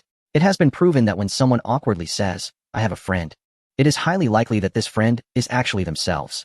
And if someone boasts at a dinner table, saying, I have a friend, it is highly likely that he has no connection with this person or that they are entirely fictional. Clearly, Gu Xiong belongs to the former category. At this moment, he was caught off guard by Qin Feng, feeling so awkward that he could almost scratch out a large flat on the ground with his toes. Ahem, well, please don't tell anyone about this, okay? Qin Feng looked at him with confusion. Squad leader, you haven't told me anything, so what can I possibly share? Gu Xiong paused for a moment. Oh right, I haven't started speaking yet. He adjusted his clothes and looked at Qin Feng seriously, saying, Qin Feng, since we are all grown men, I want to hide it from you. I, your squad leader, am 32 this year and still unmarried. Qin Feng couldn't help but snicker. The moment he heard this, the first thing that popped into his head was a line from a skit by Song Dandan. My name is Wei Shufan, female, 29 years old, and still unmarried. What is so funny? Gu Xiong exclaimed, slapping him on the head. His face was flushed, but it was hard to tell if it was from anger or embarrassment. It's a natural thing for men to marry and women to marry off. What's there to laugh about? Right, please continue. Qin Feng nodded like a chick pecking at rice. He quickly thought of the saddest moment in his life to suppress his laughter. Gu Xiong looked at Qin Feng, who was trying to stifle his laughter, and felt a twitch in the corner of his eye. Initially, he intended to stop there to avoid further embarrassment. However, thinking about the boy's abilities and his own unresolved lifelong issue, Gu Xiong ultimately steeled himself and continued. Friendship above, romance below. This is something many young people experience during their school days when they first develop feelings. Gu Xiong had a crush on a girl but never mustered the courage to confess, leading to a missed opportunity. The storyline is quite cliché, resembling the film You Are the Apple of My Eye closely. Now, Gu Xiong is in his 30s, yet he still cannot forget that white moonlight. Therefore, he has always resisted his parents' pressure to marry. Every time they arranged a blind date for him, he used his busy schedule in the army as an excuse to decline. This also confirmed Qin Feng's earlier thoughts. The older a person gets, the more nostalgic they tend to become. Even if some have enjoyed luxurious meals, driven fancy cars, and lived in grand villas, they can never regain the happiness of living in a big courtyard and eating simple meals of salted meat and vegetables. The term white moonlight holds immense emotional weight for almost every man. What do you think a beauty trap is? A seductive woman throwing herself at you? Flirtatious gestures? Wrong. The real beauty trap is when that white moonlight unexpectedly appears before you. with a gentle twist of her hair and a slight smile. She asks, "Why are you still the same, so foolish?" It's a killer move. This is the main reason Gu Xiong has never been able to forget that girl. 2 years ago, during an unintentional encounter, that girl said the same thing to him. At this point, there was one more person in the world who was hopelessly infatuated. Gu Xiong sighed helplessly. "Actually, I really regret it now. I had so many opportunities in school, but I didn't seize them. Now I'm left with these lingering thoughts." Qin Feng, can you understand how I feel? Do you get what I mean? Qin Feng nodded. Because you can't forget, you keep thinking about it. You want to try your best and not leave any regrets for yourself. If you really can't win her over, then you should just accept fate and go the route of arranged marriage. Speaking with a smart person is always easy. Gu Xiong forced a smile. Do you have any advice that could help me? Qin Feng pondered for a moment and asked, "What's the name of the girl you like?" Zhu Huihui. Do you have her social media account? Yes. Gu Xiong quickly took out his phone and opened WeChat without a second thought. Isn't she supposed to be not very cheerful? Qin Feng analyzed. It seems a bit cool, right? The profile picture is Chibi Maruko-chan, so she should be quite lively and cheerful inside. Yes, that's her personality.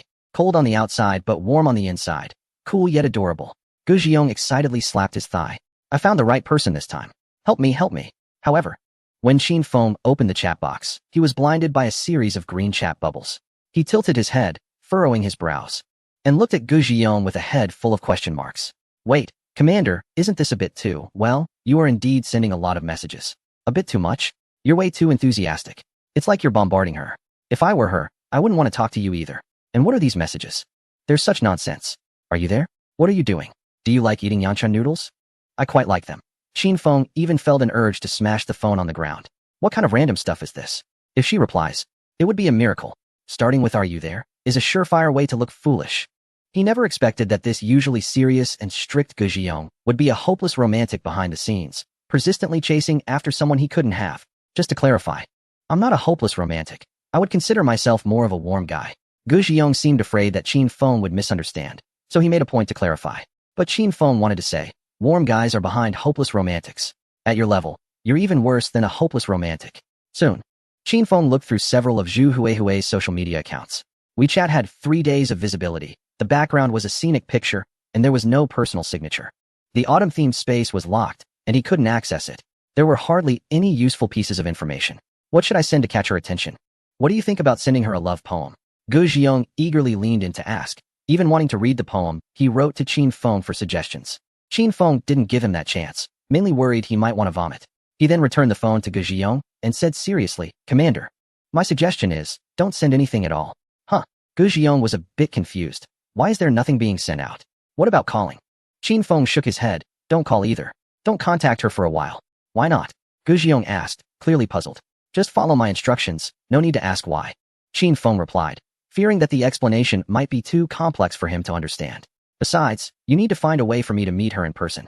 Only by interacting with her can I understand her personality and preferences, and help you devise a detailed plan for pursuing her. Gu Xiong hesitated for a moment. But after thinking it over, he realized that Qin Feng made a valid point. It was like going to a hospital for a diagnosis. It's impossible for a doctor to make a diagnosis from afar. When it comes to significant life matters, Gu Xiong knew he couldn't be careless. All right. I just so happen to be the squad leader tomorrow. What are you guys talking about? At that moment, Zhao Pengfei's voice unexpectedly interrupted. Gu Xiong shot him an annoyed look. What is it to you? I'm just asking about Xiao Qin's training situation. Do I need to report to you? Of course not. Squad leader. I was just asking casually, huh? Gu Xiong kicked him lightly, and then gave Qin Feng a look that said he would keep him updated. He then turned and walked towards the restroom. Seeing Gu Xiong leave, Zhao Pengfei approached with a grin. Qin Feng, what were you and the squad leader talking about just now? It seemed secretive, like you were planning a heist. Nothing much. Qin Feng knew he had to keep the squad leader's private matters confidential. Otherwise, Gu Xiong would definitely have a word with him later. But Zhao Pengfei laughed heartily and said confidently, let me guess. The squad leader wants you to be his advisor and help him with his romantic issues? Qin Feng was taken aback, as if to say, how did you know? Zhao Pengfei chuckled and explained, I'll put it this way.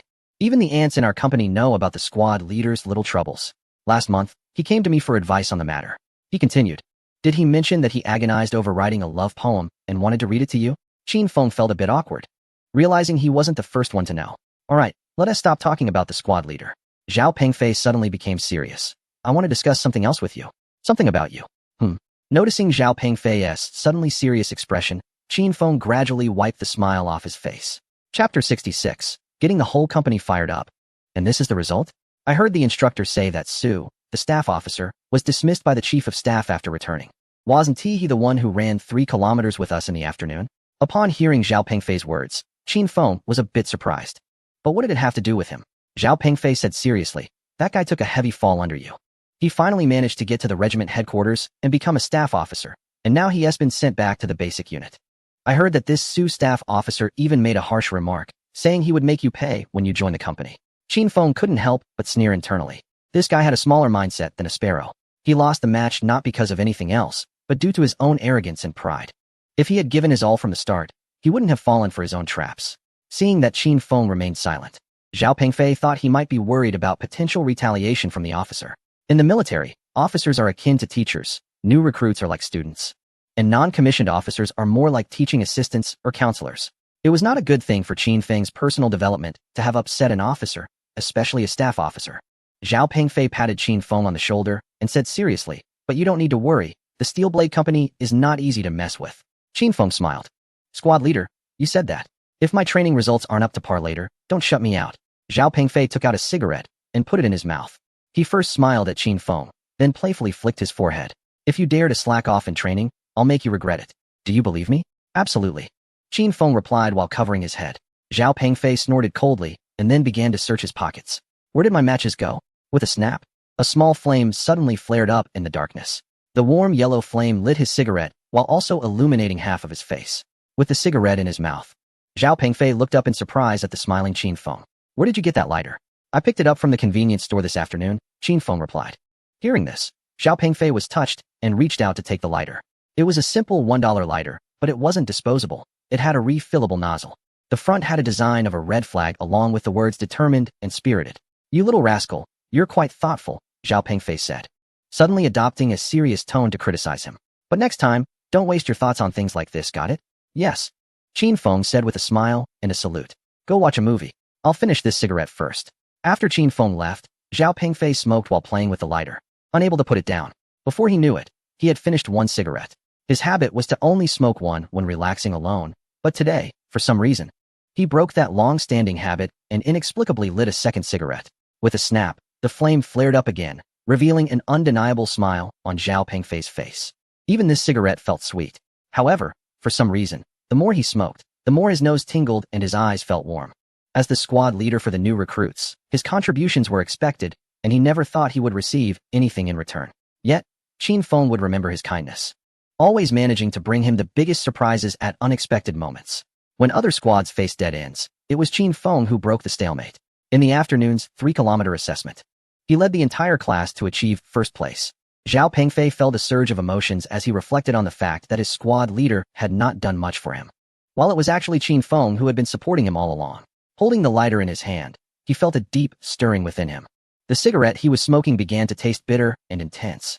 He raised his head and rubbed his slightly moist eyes. At that moment, Qin Feng had returned to his seat and continued watching the movie, unaware that his unintentional act had brought tears to his old squad leader's eyes. Zhao Pengfei had always been grateful towards Qin Feng, although he was often as fierce as a Tyrannosaurus during training and frequently played tricks on him. His guidance and mentorship had helped Qin Feng learn and grow significantly on this path.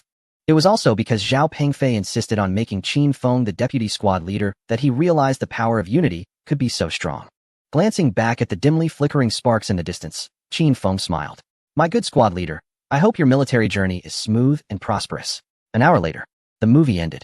The new recruits sighed, their expressions heavy. Clearly, they had been deeply affected by the film's plot and were still processing it. Everyone understood that the movie depicted real events and many characters had real-life counterparts. This left them with many unresolved feelings, whether it was the death of the general's son, the sacrifice of Jean Kailai on the sugarcane road, or the squad leader who never got to see his wife and children before he died. These vibrant lives ended up as mere monuments, accompanied by countless regrets. The movie is over, and I believe you now have a deeper understanding of soldiers, missions, sacrifice, and dedication, Gu Zhiyong said solemnly to everyone. We are soldiers. Defending our country and protecting the people is our mission and responsibility. We have never lived in a peaceful era. We just happen to live in a peaceful country. When friends come, we have fine wine. When wolves come, we have rifles. Our people love peace, but they are never afraid of war. The new recruits' eyes shone brightly, their fists clenched, seemingly ignited with passion. Gu Zhiyong said coldly. Fighting means bloodshed and sacrifice. I ask you, are you afraid of death? No. All the new recruits erupted in a roar. Gu Zhiyong continued loudly. If the higher-ups order us to attack a certain hill right now, but the enemy's firepower is fierce, would you dare to charge up with me? Would you dare to meet at the martyrs' cemetery? Dare. Do you dare? Dare. Dare. Dare. The new recruits' shouts echoed through the camp, shaking the skies. Watching the increasingly soldier-like individuals, Gu Zhiyong smiled with satisfaction. You all did great. I can feel your determination and courage. So to reward you, everyone needs to write a 1,000-word reflection tonight. Huh. The new recruits widened their eyes.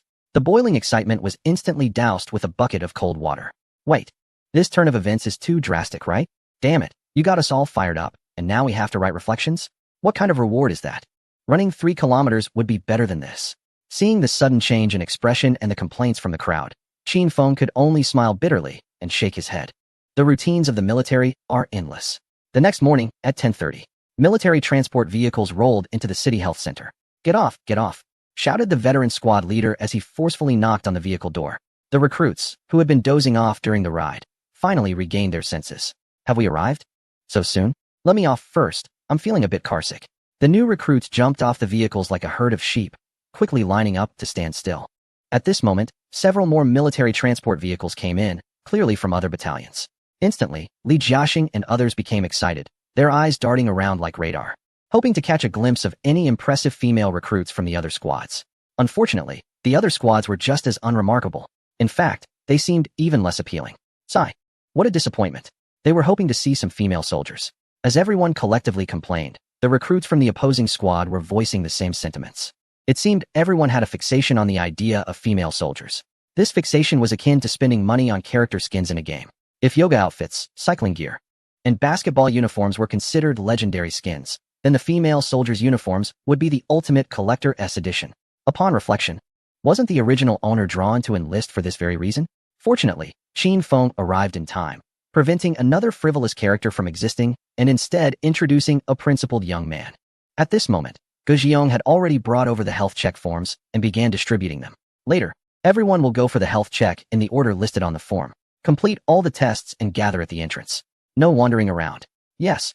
Everyone turned right and marched in unison. The new recruits followed the company commander towards the entrance of the health center in orderly steps.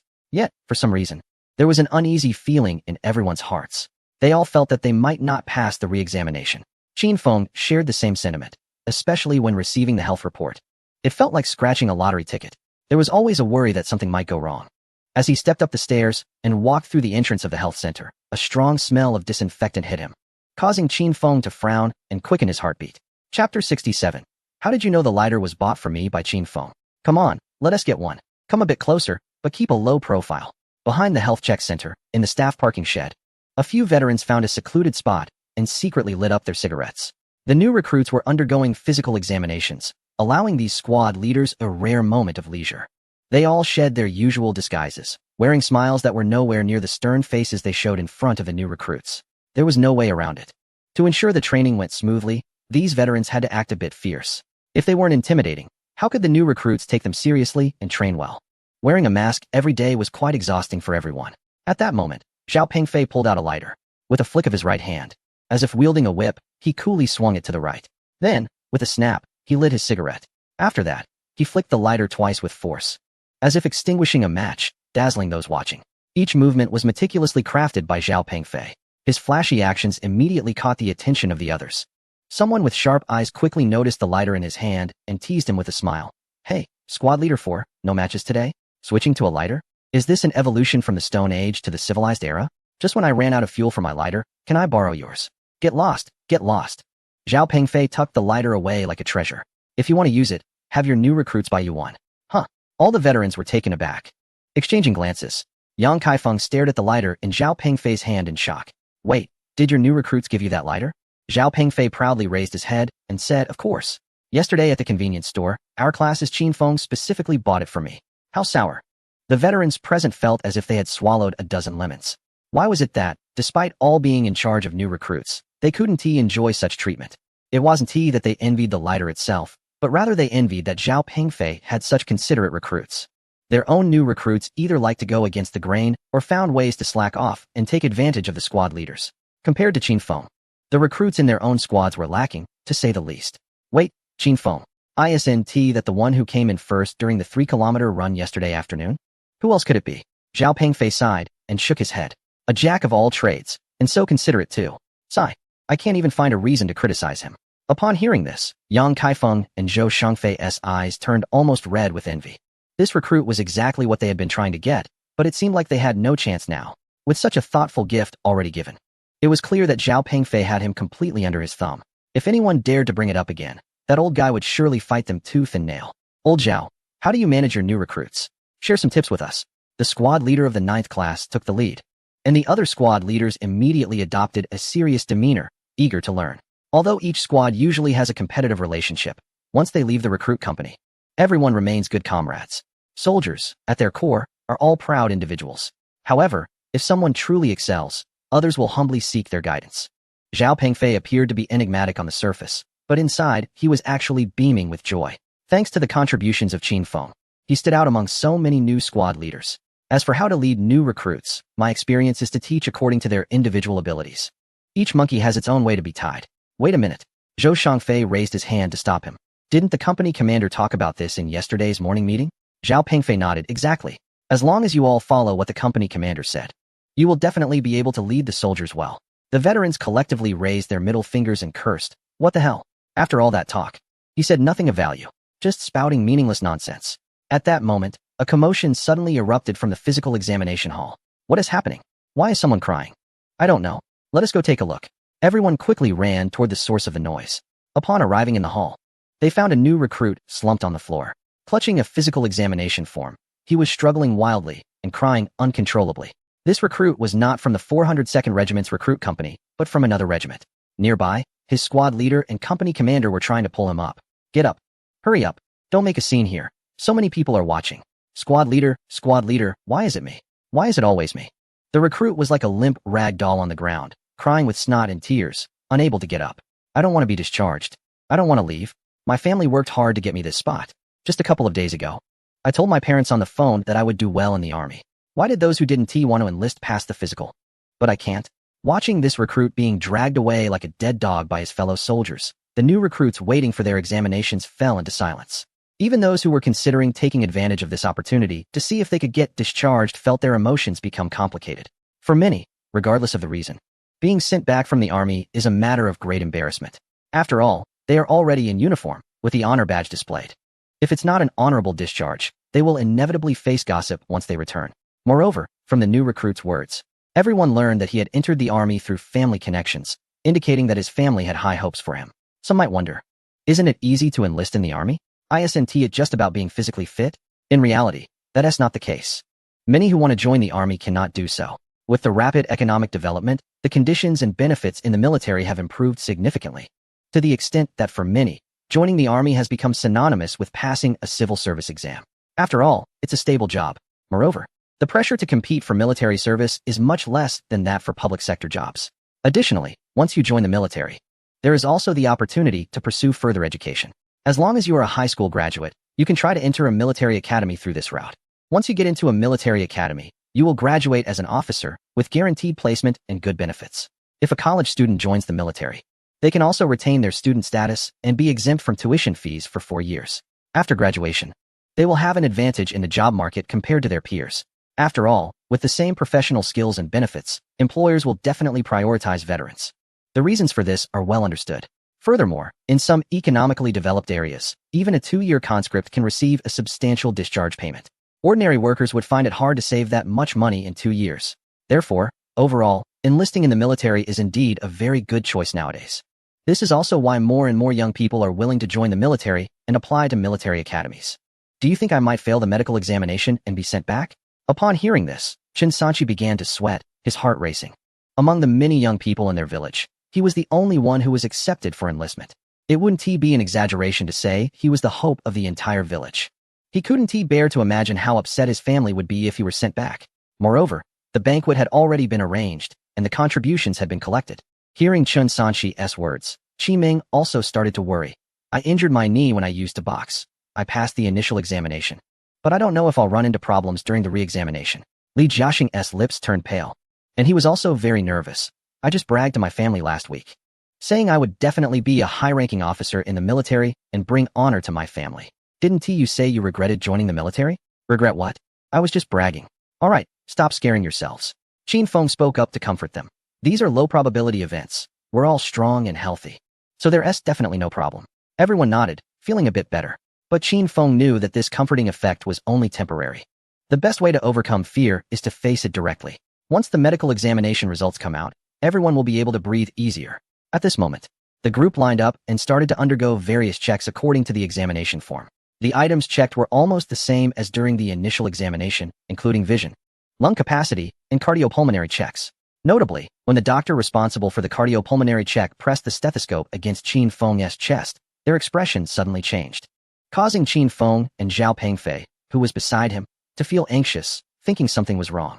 After a while, it turned out to be a problem with the stethoscope connection. It was malfunctioning. Once a new one was used, the doctor's expression relaxed, and they stamped the examination form with the approval mark. After completing the preliminary items, the group quickly made their way to the second-floor corridor. Next comes the main event of the physical examination, the full-body check. Those who have been through it know that this means being examined in the nude. In the hallway, the expressions of the new recruits in Class 4 have noticeably improved. The previous tension has vanished. Since they have passed the preliminary checks, this final one will likely pose no issues. At most, it will just be a bit embarrassing. Hey, what do you think? Will the one examining us be an old man or a young nurse? Li Jiaxing rubbed his hands together with a lewd grin. It should be an old man. Chen Sanchi replied without hesitation.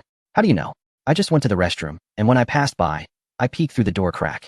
Upon hearing this, Li Jiaxing's face fell, as if to say, what a letdown, how boring.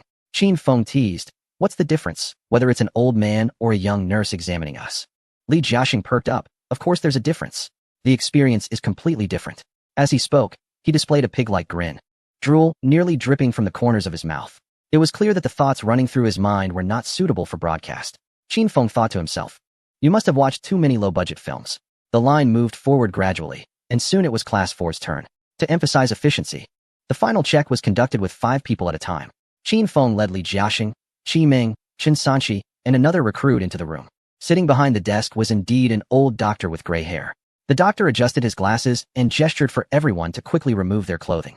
Being all men, there was no embarrassment, and they swiftly began to undress. Just then, a surprised voice rang out, Qin Feng?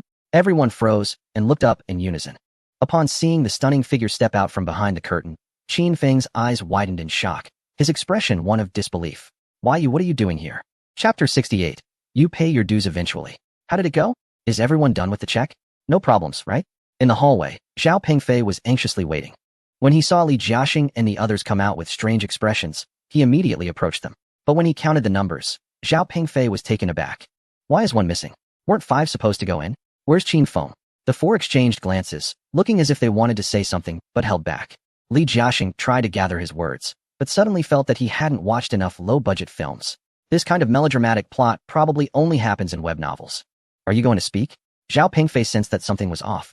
But just then, a scream erupted from the examination room. It hurts. No, you can't do that there. The cries from inside the room made everyone in the hallway tense up and their bodies stiffen. What happened? I don't know why it's so tragic.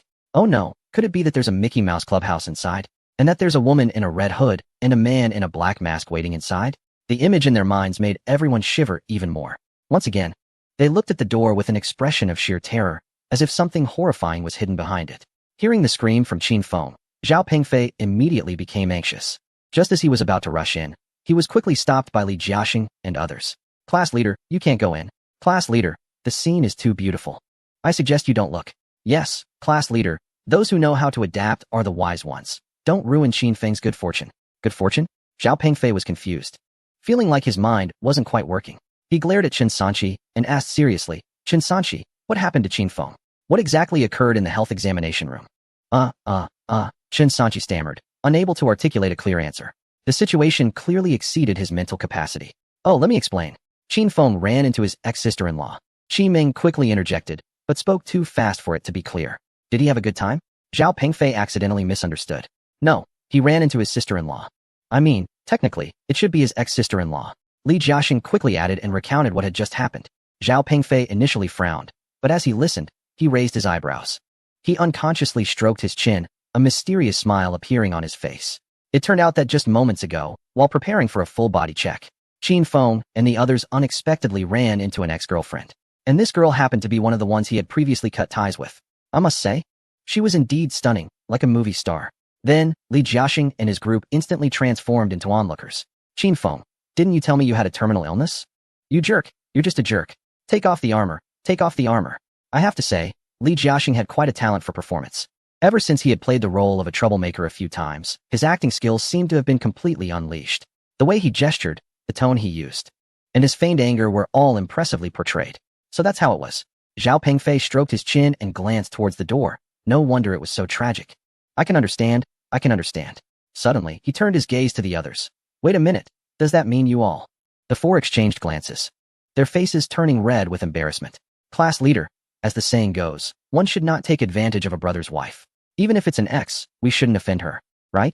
Class leader, as the saying goes, nothing tastes better than dumplings, and nothing is more fun than dumplings. Li Jiaxing coughed and explained. Inside, besides the ex-sister-in-law, there's also an old man. We were being examined by that old man. Plus, there was a curtain drawn, so we didn't take advantage of the situation. Qin Sanchi nodded. Yes. We rushed out as soon as the checkup was done.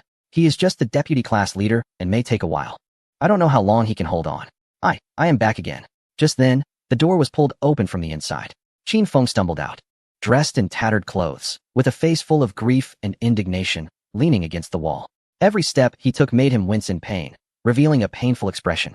He looked just like a patriotic individual who had been released after enduring severe torture in an interrogation room. The new recruits in the corridor, seeing Qin Feng in such a miserable state, swallowed hard.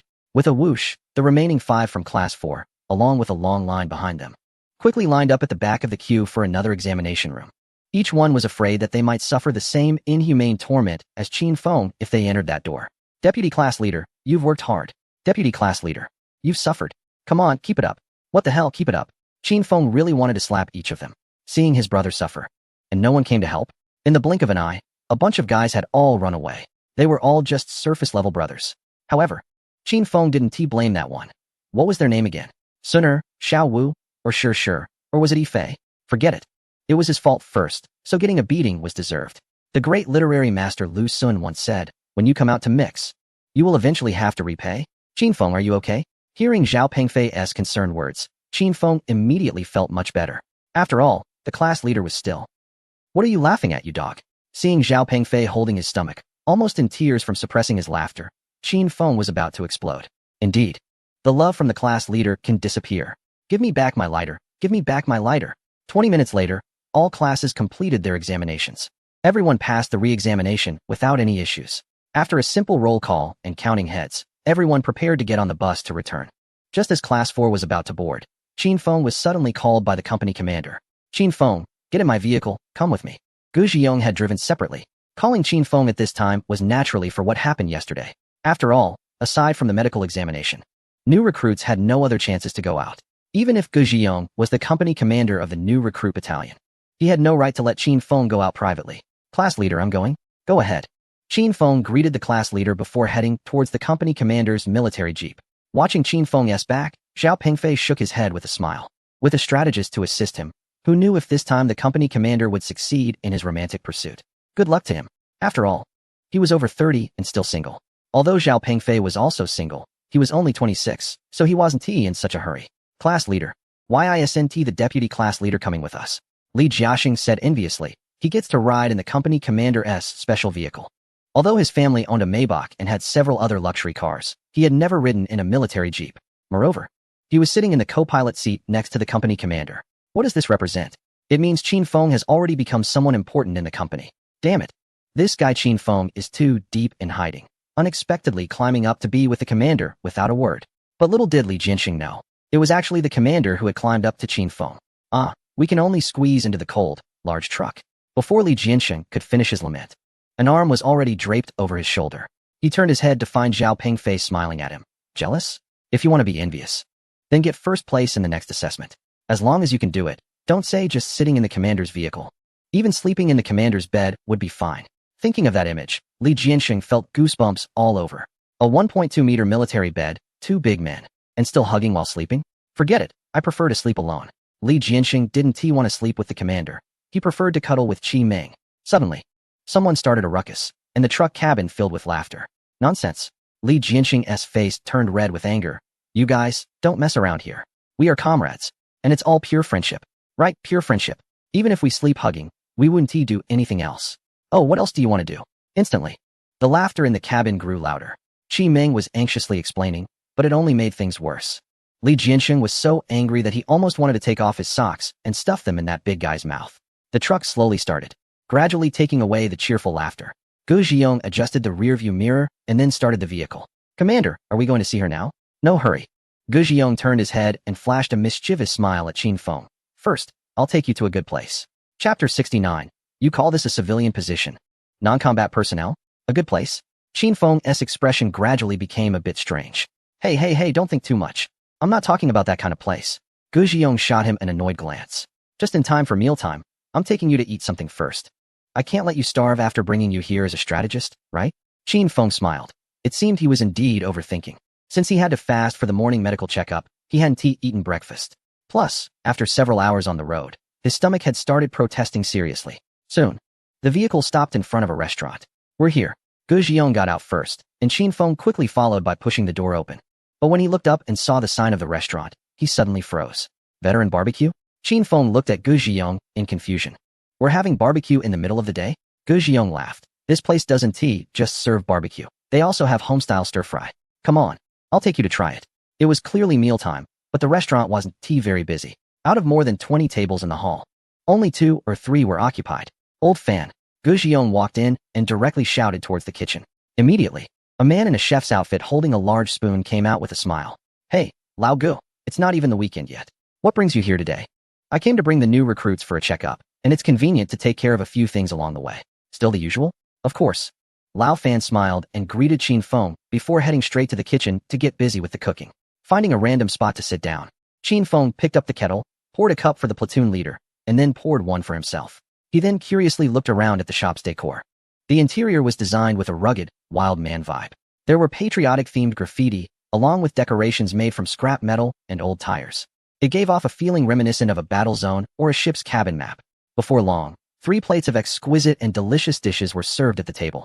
Gu Xiong urged Qin Feng to eat first, while he started chatting with Lao Fan.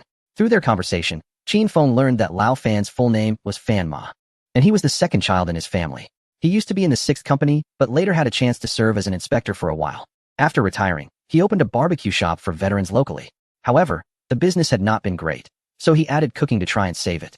But the results were not ideal. Xiaoqin, how does it taste? Lao Fan asked with a smile. Old class leader, I haven't stopped eating since the beginning. Qin Feng replied, and Lao Fan's face broke into a smile with wrinkles forming. As long as you like it. It's good that you came early. If you had come 2 months later, you might not have been able to eat this. What is going on? Gu Xiong asked, looking at him with curiosity. Encountering some difficulties? Lao Fan sighed and waved his hand. It's nothing serious, just not making enough money. The business is hard to keep going, and it's exhausting. As you can see, during lunchtime, there are only 2 or 3 tables. It's a bit better in the evening, but the customer rate is still less than half. The money barely covers rent and utilities, and I still have to pay the staff. After hearing Lao Fan's situation, Gu Xiong could only sigh, unsure of what to say. After all, he was trained for different work and didn't understand the ins and outs of running a business. Suddenly, Gu Xiong seemed to have an idea and nudged Qin Feng beside him. Hey, kid, while eating and working, use your brain to help this old comrade of mine. You're senior. Think of a way. Qin Feng put down his chopsticks, wiped his mouth with a napkin, and then looked seriously at Lao Fan. Old class leader. I have a bold idea, but I don't know if you're willing to try it. Lao Fan looked at Gu Xiong in confusion, not understanding what a new recruit could possibly suggest. What is it? Let us hear it. You could do it this way. Ha ha ha. You really are something. You've nearly dug up all the bamboo shoots on the mountain. Ha. Gu Xiong laughed heartily while driving, his right hand playfully patting Qin Feng's thigh. Each slap was harder than the last, making Qin Feng wince in pain. Ouch. Easy there, platoon leader, easy. Ha ha ha. Where do you come up with so many clever ideas? It's quite clever to think of changing veteran barbecue to patrol barbecue, and having Lao Fan hang up photos from his time as a patrol officer in the shop. What a genius idea. After this, Lao Fan will probably be visited daily by a bunch of retired veterans looking for trouble, huh? Qin Feng smiled awkwardly and said, that's why I said it's a bold idea. In fact, the location and taste of this shop are not bad. So it shouldn't have come to the point of closing down. Even if it doesn't make a lot of money, it should be enough to make ends meet. Therefore, Chin Feng feels that part of the reason might be related to the shop's name. Any shop with veteran in its name, like Veteran Barbecue, Veteran Pool, or Veteran Bath, tends to create a special expectation among customers. However, after dining, if the experience is just average, they are likely not to return next time. So, Chin Feng suggested 2 points to Lao Fan. The first is to change the sign. The words Veteran Barbecue are too ordinary and lack character. It's like on a certain platform where many types of novels are titled Who Told You XXX? It's just too bland and unremarkable. If it's not attractive, it will be hard to catch consumers' attention. On the other hand, Patrol Barbecue is definitely unique and stands out. As for why to hang Lao Fan's photos from his patrol days in the shop, it's naturally to attract traffic. Many veterans were once reprimanded by